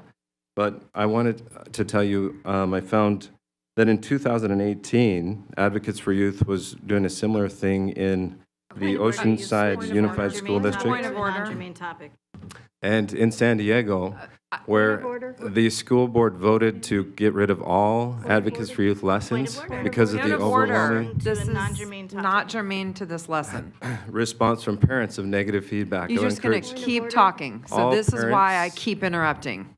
to say no to this, call their principal, We don't live in talk to San their Diego. teachers. Do you live in San Diego? Are our kids in San Diego? Advocates for Youth tried to do the same thing that they're doing in our district in Casey? 2018. Third point of order. And they ended up rejecting You've all the already lessons been because taken out as the it just chair had for terrible tonight's effects meeting on their because you their can't follow the educational system rules. and sex ed. So Why are you continuing this? What is Please. your agenda, Casey? parents, do your research on What's this. your agenda, Casey? Reach out to What's your your principals and agenda? teachers Tell and us yours. Say no to Advocates for Youth, please. Great. Chair recognizes Laura Day. So it's interesting about the YRBS and all the data, which I think is cool because there's so much stuff there. And if we really wanted to look at it and be scientific about it, what we would do is we would take abstinence-based, which that's what our on paper curriculum is says that it is. It is very much skewed toward ab-only. It is abstinence-based because contraceptives are mentioned within our curriculum. They're not the most neutrally mentioned, let's put it that way.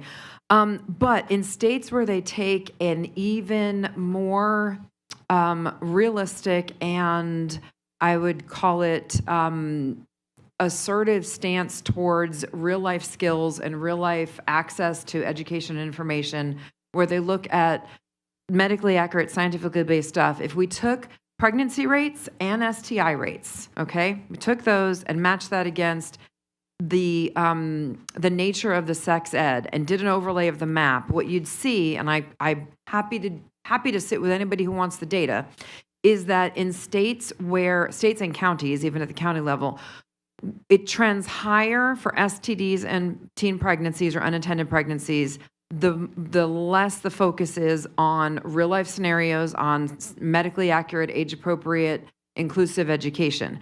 The more, let's call it traditional or, the more abstinence-leaning sides of education programming really does lead to higher rates of STIs of teen pregnancy. I'm all about having us be on the good end of this map. That's all I've wanted to do since I started in this field in 1999 in this community. We were number 1 in the country statistically when I moved here and I started my job. And we have moved down to around 15 or so, which is wonderful. It's the right direction. But because of the nature of our sex ed curriculum and how, I want to use this word so delicately, conservatively approached. I don't mean that in a political way. I mean that from the nature of the materials. The more conservatively approached materials lead toward a slower decline in those teen pregnancy rates and those teen STD rates. And if we really want to see significant health outcomes improvements, we have to introduce things that are going to be more useful, more practical, and really more outcomes oriented. And the things that do that are the stuff that faces these things head on, give the kids the tools, the skills, the resources, the access they need, and then we really do start to see the results that every single one of us in this room wants. Kids safer, kids healthier. Thanks. Chair recognizes Garrett Benavides. Hi, Garrett Benavides. Seem to have a lot of opinions about if we teach kids sex, they're going to go have sex. We also teach kids about drugs, drug abuse. That doesn't make them going out to go have drugs. We also teach our kids about violence. I guarantee you, that the kids can come and tell you more about violence than what we're teaching because they're seeing it in their homes. This doesn't make the kids who are nonviolent going out to go beat up somebody. We're giving kids tools to use. We're giving kids critical thinking skills, which is what you're supposed to be teaching in school. Hopefully this is what our kids' parents are teaching. But I cannot say that all of them are because our kids' parents are also traumatized. Not just from COVID, but because their parents sexually abused them or child abused them. And they never got therapy because that's not something that you did 40 years ago, 50 years ago, 70 years ago. So I'm not can't trying to be rely on rude, but that. point of order, can we get back to the lesson, please? We're giving our kids the best tools that they can by giving them this lesson. We're giving the kids the best tools they can if we teach them about drugs and staying away from those. We're not giving them these lessons so that, oh, they're talking about getting freaky with sex. Going off on a tangent. Chair recognizes Bonnie Pernita. Bonnie Pernita for the record. I do also really like that sexual readiness handout. I think that's a good one. I know that these lessons are predominantly taught in 9th grade here in CCSD, but that's not a bad thing for the kids to have all the way through, just as a reminder. But I do take opposition to the role play scenarios. I am not opposed to that in any way, shape, or form. I do think it's good to practice it, as Brittany was saying. I do think that that becomes almost muscle memory when we go through and we practice. But I don't feel like these scenarios are the ones that our kids need to be discussing in 9th grade. I don't think, as a teacher, I would have felt comfortable splitting my kids up and having them go ahead and go through these discussions when I know, as a teacher, I can only be listening to one or two groups while the rest of them are having their own discussions. And these are situations that are important. And I want to make sure what the kids are discussing is important and that they're getting it right and and that they're making good decisions. But I can't do that when I've divided them up and we're going through these role play situations. I can't do that as a teacher. And so I'm opening up I don't know what to the kids sometimes, and I don't agree with that. I do think role play really does have a great place in these lessons, just not these ones. Chair recognizes Stephanie. Stephanie Clement. One of the things I think we're not kind of mentioning that I actually thought was a really good thing is that we're talking about different gender roles, again, lesbian, don't want to fit in the box. Like, I thought that's good. I think that's important for kids in high school to start talking about, because if you don't know where you are on that spectrum, if you don't want somebody to go commit suicide because they think that they're the outcast and the weirdo and maybe there's somebody just like them right across the room. I think this is the time that they should be finding out, again, I think for themselves, not forced, not pushed, but I think having those types of individuals in the scenarios, I think is a good thing. The problem, and again, I don't take it as an affront that conservative, of course, if anybody, duh. I mean, I'm not that self-unaware, and I don't think that that's, good or bad. It is what I am, and you're trying to make sure that everybody gets what they need, because obviously every household is different. The one thing that I didn't like about every single scenario is I think the longest relationship in here talking about sex was 6 months, and several of them are we just met or we met once. Why couldn't you do, well, we've been dating for a year. Why does sex always have to come up immediately? And I know oftentimes it does, so I'm not saying that that wouldn't be some of the scenarios, but just like, abstinence is putting everybody in a box, this is putting everybody in a box that within a month or the second time you're meeting somebody, that's when sex always has to come up. And I just would have liked to seen a more variety. I'm not saying that these wouldn't, because there are some people that you're going to meet, and as a teenager, the hormones are raging, and that first time you meet them, you're there. But there's also going to be kids who it's going to take them a year, or maybe that's when they do. And I think just like we're trying to include the people who don't have families and the people who have helicopter parents. And again, but I do have discussions with my kid as well. But I don't, again, trust but verify. But I realize that that's rare, and I am the exception to the rule because people don't have time, don't have energy, or just some parents are lazy. I mean, let's be real. We all know some who just don't want to do it. But regardless, again, there were some really good. I think it's important to have and to show kids that there are those differences, and whether you end up being different in high school and then you grow up a different way, or you were the, what everybody considered the normal kid, but you're not, you're hidden in your shell. Again, we have to realize that times are a-changing and that there are a lot of kids that struggle with that. And, again, they should be included as well. So I did like that part of it, but obviously there were things I didn't as well. Chair recognizes Brittany Davis. So, like all of the material that comes before us for consideration, this is supplemental material. This is not the definitive curriculum for Clark County School District that every teacher has to implement in their classroom. If a teacher is uncomfortable with the lessons or does not feel that they could do justice to the lesson, seeing it as a supplemental material, I trust that the teachers will then make the choice to not use this material in their classrooms. I trust them to do their jobs and to have discretion and to understand. I will say, I think a lot of these lessons are extremely optimistic about class size and are not reflective of the reality of the Clark County School District average 9th grade health class size. I think that's gonna be a limiting factor right there to a lot of stuff. I had 30-some kids, I think, in my health class in 9th grade, and I don't think the numbers have gotten a whole lot better since the early 2000s.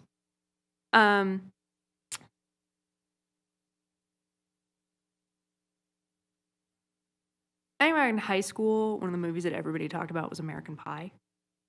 I was one of the few people that didn't see that movie. Kids are aware of sex. They are super aware of sex, and they're talking about sex.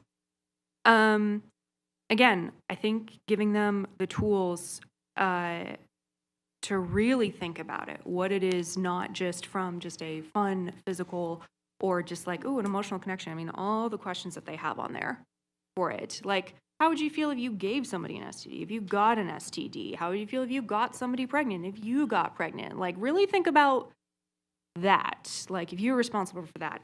Questions about, is there a possibility that I am pressuring somebody? Oh my gosh, yes. More of that in sex ed of, wait. Let me think about how I'm making somebody else feel.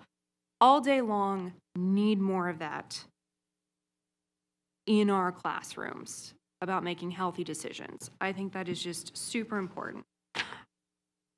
I read everything that comes before us for consideration. I can't find a single sentence in here that says everybody's doing sex, you should do it. I'd love for someone to point out the specific language where it says that. It doesn't. I read the entire thing. It does not say that. It acknowledges the existence of sex and the existence of sex. And these are scenarios that you may be presented with. Again, saying that something exists and you may encounter this is not the same as saying everybody's doing it. Those are not the same thing. I don't see it. Again, I don't think letting kids know about things in the world means that they're going to agree with it or that suddenly it's going to put things into their mind about, I have to do this now because I learned that this is a thing that happened. I think kids need to have more opportunities to have open, honest conversations about what goes on when it comes to consent, to how they feel about these things. So I think another thing that's missing a lot is letting kids feel the way they feel and work through that, as opposed to just telling them straight up, no, you need to feel this way about it and you need to say this thing exactly. And we don't care about what your feelings are or about what situations you might be in. No, just feel this way and do this thing. I think this gives the kids an opportunity to really think about that and also really think about the consequences and laying them straight before them. These are the consequences. And here are all the things you should be thinking about. If you're not thinking about these things, absolutely you're not ready. I want kids to be aware of that. I think this opens up some areas of thought that kids may not have experienced and may not have thought about, and that could give them a real pause to reconsider and to just explore concepts about how to be safe and how to make good choices in a very controlled environment. Chair recognizes Melanie. Melanie Redan for the record. I so agree with you. I also she brought up a good point of the questions about, am I pressuring someone or am I feeling pressured? Sometimes there are people who want to do the sexual things and they're like, come on, let's just do it. Let's just do it. I mean, it's one time. It's whatever. We have protection, you never know. It's fine. It's one time. And some people are sitting there or they're trying to go through the smart things, whatever. They're trying to figure out how to decide what they should do, and the pressure, it's they're so pressured that they're like, okay, I'm just gonna do it. But some kids genuinely don't know that they're pressuring them. They just think it's a whatever thing. But I feel like those questions of am I pressuring this person when I say, oh, let's just do it, it's one time, we have protection. I think it's great to have those questions for kids, because some kids don't. And then that's when I feel like people who are sometimes shy, who are like, okay, I'm just gonna do it. I'm just gonna do it. It's fine. And then they feel like crap afterwards. I feel like it would be better if kids understood what pressuring is and how and if they could self-reflect on how they might be looked at from other people when they're trying to say, let's just do it, or let's just do whatever it is. Chair recognizes Gary. Garrett Benavides. It's a great time to teach the word coercion. That's the very definition, what you just said. That's the very definition of coercion. Something against your will because you've been pressured to do it. That's rape culture right there. And a lot of guys seem to think that's okay. And it's not okay. Part of sex ed is teaching kids it's not enough just to say no. It's also teaching you to say yes. For boys and for girls. And that coercion is not okay. Oh, it's okay. Right. No, it's a lot of guys still seem to have the mentality that if a girl says no, you keep going until no. When you get a no, the girl says no. It doesn't mean yellow light. It means red light. Stop. End of story.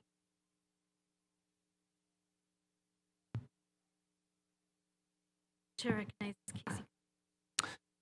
I appreciate everything that's been said. And Stephanie, I really liked what you mentioned about some of these role plays in many of the Advocates for Youth lessons. The scenarios, the couples have just met or they've been together for a few months and they're wanting to have sex and they're wanting to jump into it quickly. And it gives the students, 5 minutes in their group of 3 to come up with a skit and act out the scenario in front of the class.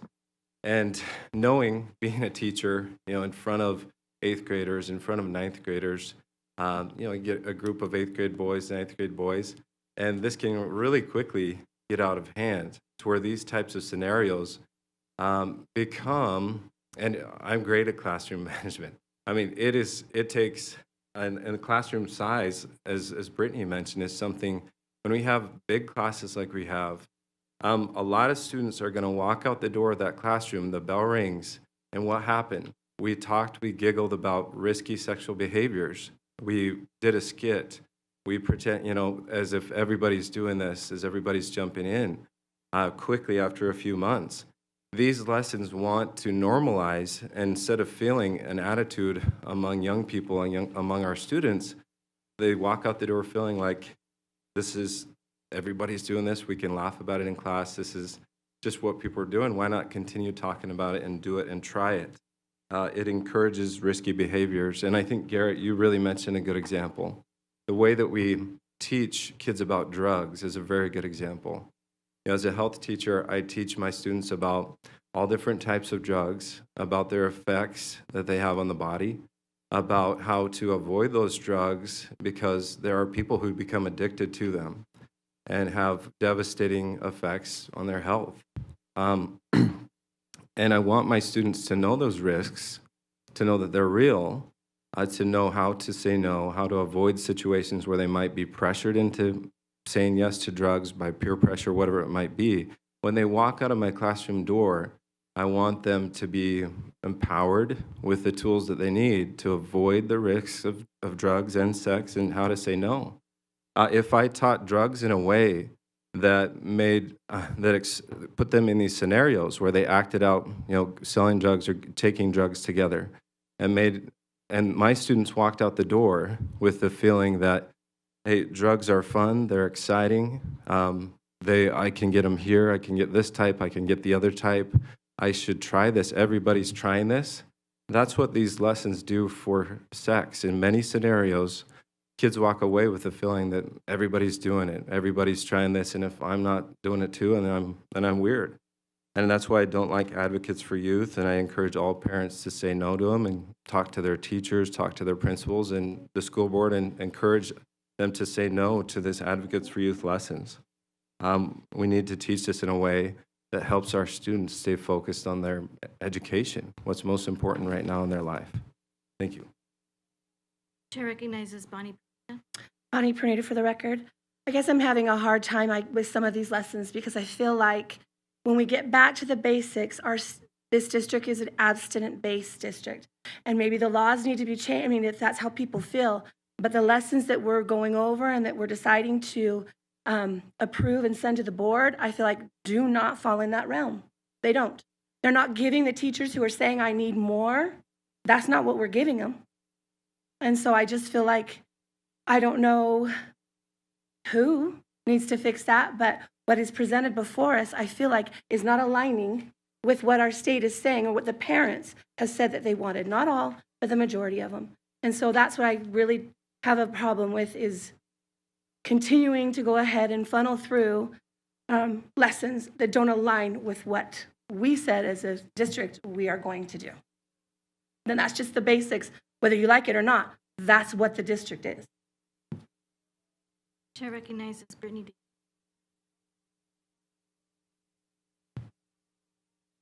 I'm struggling to grasp how teaching kids about consent and boundaries and smart decision making is anti-abstinence. The logic does not follow for me. Acknowledging the existence of sex and acknowledging that kids are going to be in situations where they are going to potentially be confronted, engaging in some sort of sexual activity, acknowledging that does not mean we're telling kids to have sex. It's not, I teach kids about the effect of drugs on the body. I tell them about different types of drugs. Different scenarios where you might encounter sex. Different ways where you might sit in a situation and maybe you don't feel comfortable with it. Let's talk about that. This is what this is. There are so many areas where we'll cover everything with kids. We'll be very upfront. We'll try and be as detailed and thorough as possible. But when it comes to sex ed, we cannot talk about situations where it may arise. Just know that sex is a thing and you shouldn't be doing it, and say no. And we're just saying that's enough.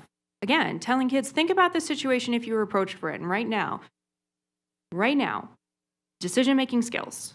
Decision-making skills are not anti-abstinence. You don't tell kids to go have sex. List, checklist, right here. Hey, you can't answer yes to all of these. You're not emotionally ready for this, okay?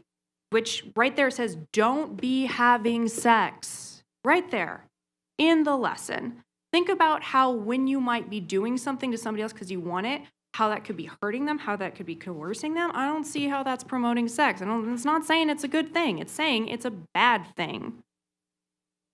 Just giving kids the tools to apply the rest of the curriculum, because no one of these individual lessons are all of sex ed in a Clark County course.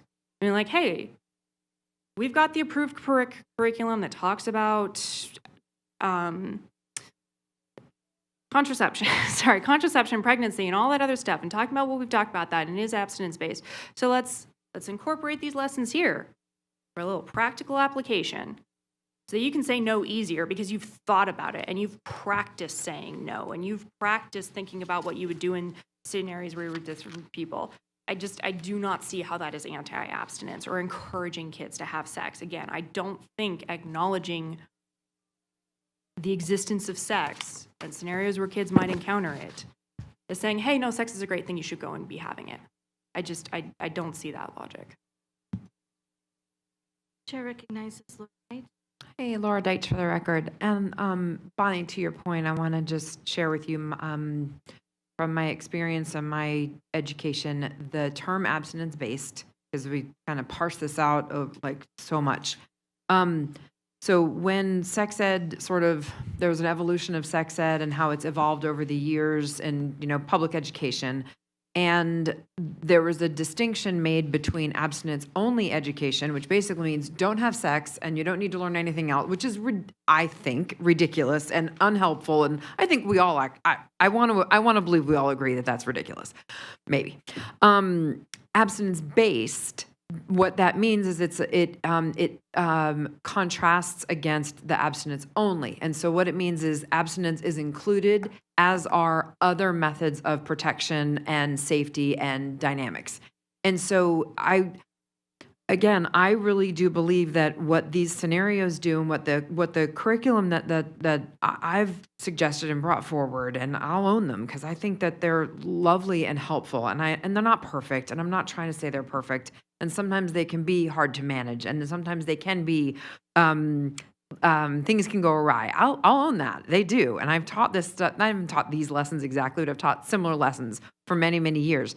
But one of the things that it does is it gives space and room and a platform for the kids that are saying, gosh, I don't think I'm ready. It normalizes that for them. And it gives them the space and the room to say, oh, we can pick from all these different things. I pick that one. And that one happens to be abstinence. And so to me, abstinence-based just means that abstinence is included as a viable option. Abstinence is talked about in terms of its health benefits, its implications for STDs, pregnancy, just all kinds of behavior, and how it lines up against other sexual activities. How do we define abstinence? Does oral sex count if you're being abstinent? And it opens up that conversation. And so to me, abstinence-based is not a matter of not pretending that some kids aren't going to choose to have some level of sexual activity. It just means that everything is out there. That's my understanding. That's my philosophy and value system around the word abstinence-based. Thank you. Thanks. Yeah, thanks. And then I would refer you to the operational guide that's part of your materials.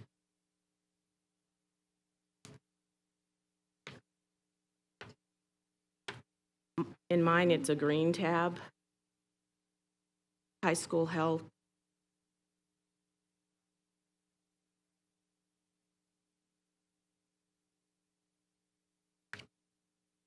And that might help provide some.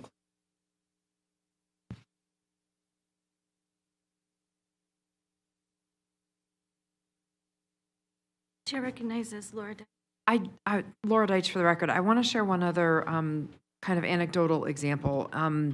One of the things that I found super helpful in the years that I taught sex ed in our community was I happen to have taught in a school or been a guest in a school where I was there with the kids from grades 5 all the way through 12 for years. And one of the things that was so delightful, and these were lessons that, I'll be honest with you, might not go over very well sitting in this room. There'd be some opposition to the lessons that were taught, and I know that. I'm a realist. And I want to share with you that there was one time where I was sitting there with, there was kids gathered, and one of the kids was like, oh, who's that? And they're like, oh, it's Miss Laura. Who's Miss Laura? She's a sex ed teacher. And the other kid who didn't know me giggled and laughed. And this young man, this senior boy, looked at him and said, no, man, she's the one that told me and explained to me and made me feel okay with the fact that I still haven't had sex yet and that it's all right. And I mean, seriously, I about wept. But the fact that the lessons that, from a philosophical point of view and from a curriculum point of view, that I am advocating for have that effect on kids. There's another girl from that same school who invited me to her baby shower when she was 23 years old, and she came up to me and she was crying and she said, "I'm sorry I failed you." And I looked at her and I said, "What are you talking about?" She said, "Well, I just got the idea that you just, I'm pregnant." And I'm like, "Yeah, and you're with your partner and you're in love and you want this baby. That was the whole point of all of this." The idea that these lessons promote any kind of risky or dangerous or immoral behavior, it's so far from the norm. I want to give you those real life examples because this is the kind of stuff that resonates with young people and that I have seen personally firsthand work so incredibly well, as opposed to the kids that I see who haven't been taught anything, haven't been exposed to anything, and look at me 8 months pregnant and say, "What's a cervix?" And then I want to cry for different reasons. So I get it. This is hard. I really do understand and have compassion for how much this might feel uncomfortable. And it might feel like in your community and in your families, this might be a really challenging thing. And I also want to share with you that when we come together as a community and offer resources and put our heads together and work together as a team, we just get better outcomes and everybody's included, everybody's under the tent, and the kids do better. Thanks. Chair recognizes Casey Kowitz. And I just want to say, when we talk about everybody's under the tent and bringing everybody into this class, it is such an important class to take, and there's such good information there. And for decades, sex ed has been focused on the essentials, how to avoid STDs, how to avoid HIV and teen pregnancy. When we start inserting these lessons from Advocates for Youth, that then the teachers now asking kids to get in these small groups of 3, give you 5 minutes as a group of 3 to prepare this skit and stand up in front of the class and act out this scenario. There are lots of students that feel very awkward and uncomfortable, and lots of students that this is the reason why they don't want to take sex ed, why they ask their parents to say no, and why their parents themselves check no on the box. I feel if we're not keeping sex ed as what it has been, sticking to the essential information and arming our kids with the ability to know the risks and say no and avoid situations where they're going to be pressured into these situations, but not have to act it out in front of the class in a way that makes them feel uncomfortable, in a way that gets them laughing about these things and makes it feel like it's casual, like it's something that needs to happen after just a few months or with somebody you just met. Sex is something very special. It's something worth waiting for. And that's not what the attitude of these lessons is. It teaches sex in a way that, hey, we just met or we've been together a few months, let's have sex. And let's do a skit in front of the class where we're laughing about it and acting it out and talking about it. And now we leave the class, and why not talk about it and text and sext about it? I just feel like this is a disservice to many parents who feel like, well, I don't have a choice. I don't want my kid in this class now. It was a great class, but if they're going to include this, I'm going to check no. And so their kid gets sent to the library or another location where they don't get to participate in this course that could give them some really valuable information without having to add in all the drama and all this stuff that's so uncomfortable and takes it to a level that's just not necessary. So I am always going to say no to Advocates for Youth for that reason. It does a disservice to a great majority of our parents and students whose values don't align with these lessons and who feel uncomfortable, and now they don't feel comfortable in the class. They feel like they have to check no because this violates my personal beliefs, my values.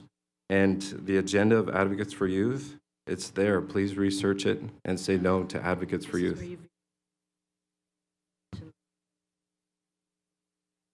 Thank you very much. Chair recognizes Garrett Benavides.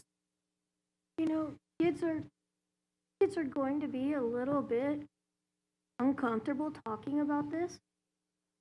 I know a lot of grown-ups who are uncomfortable talking about this, and that's okay. You have to let them know their discomfort is okay. Let them sit in their discomfort. Also let them know that if they're sexting, that's not okay.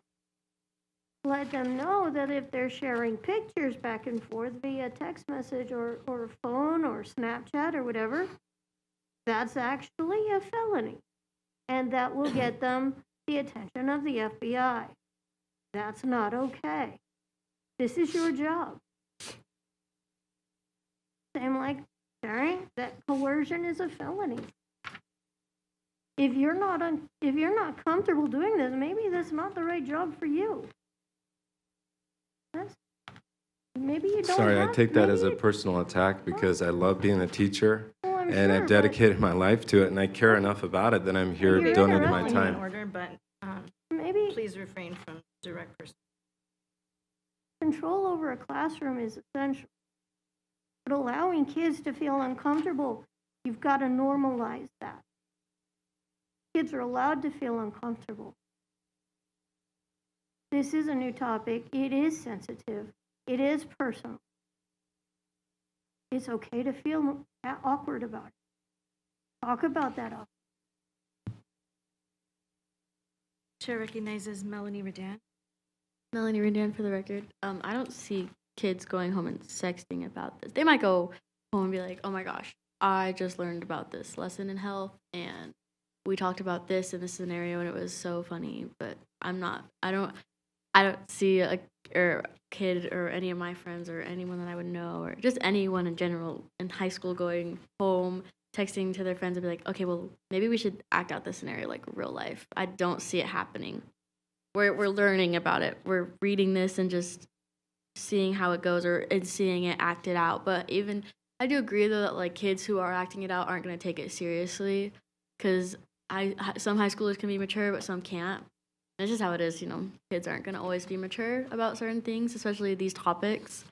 But I just don't see why, I don't see kids going home and being like, okay, well, let's just see how this goes on text. And these are real lives. None of these are talking about, okay, well, I'm texting my boyfriend right now and I want to send him a picture because it makes me feel validated. It's not talking about that. It's talking about sex in real life.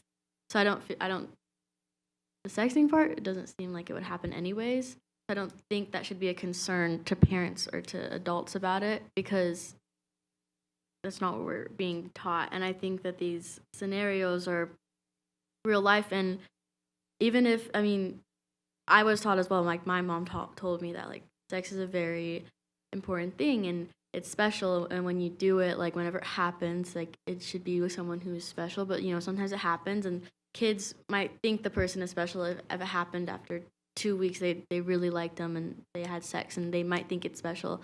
And so I feel like kids aren't going to get it until maybe they're an adult and they're like, oh, when I did that, it wasn't so special as I thought it was. But kids aren't going to always, they're not going to know then and there. They're going to think it's special then and there. And then, of course, when they're adult, they realize, but I don't know, you can't control, or you're never going to know if a kid thinks someone is special or not. Chair recognizes Brittany Davis. I'd like to call for a vote.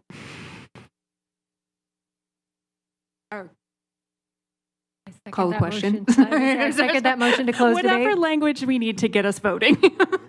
That's the language I want to use.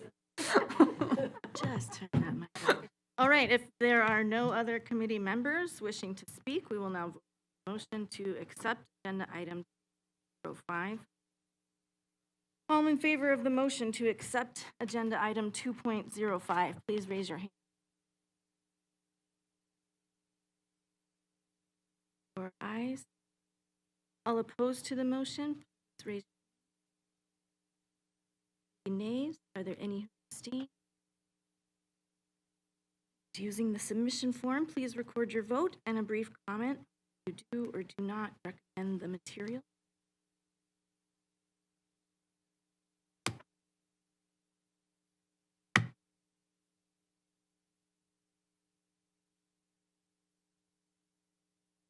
Chris, I got a question. Can I take the standards that are in the binder, or do I need to leave those? The Nevada Academic Content Standards for Health are available online, so we can print them out and hand them to you. So I believe the binders have to stay here. Okay, gotcha. Just wanted to ask. Yeah, we can provide them though.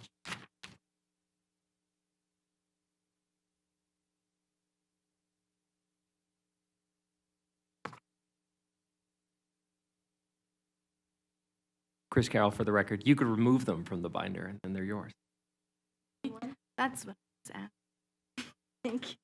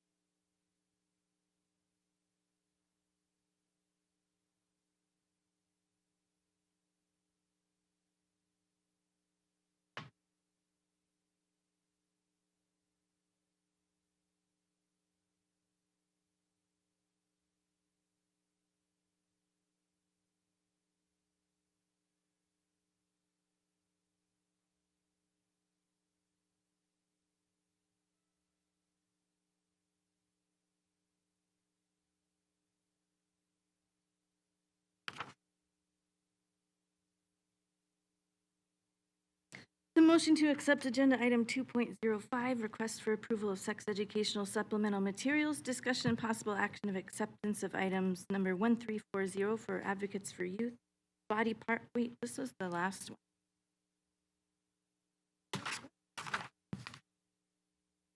Let me get the title. I'm going to read from here. Sexual decision-making,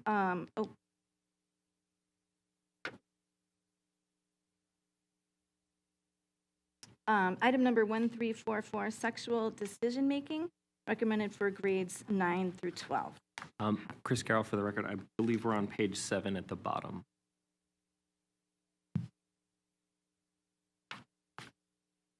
Moving to item 3.01 for public comment. Thank you. Found it. The motion to accept has been accepted.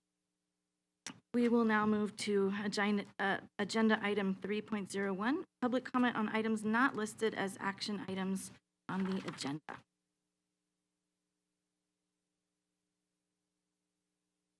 All right. Did anyone who did not have a chance to complete a public speaker card need to do so at this time?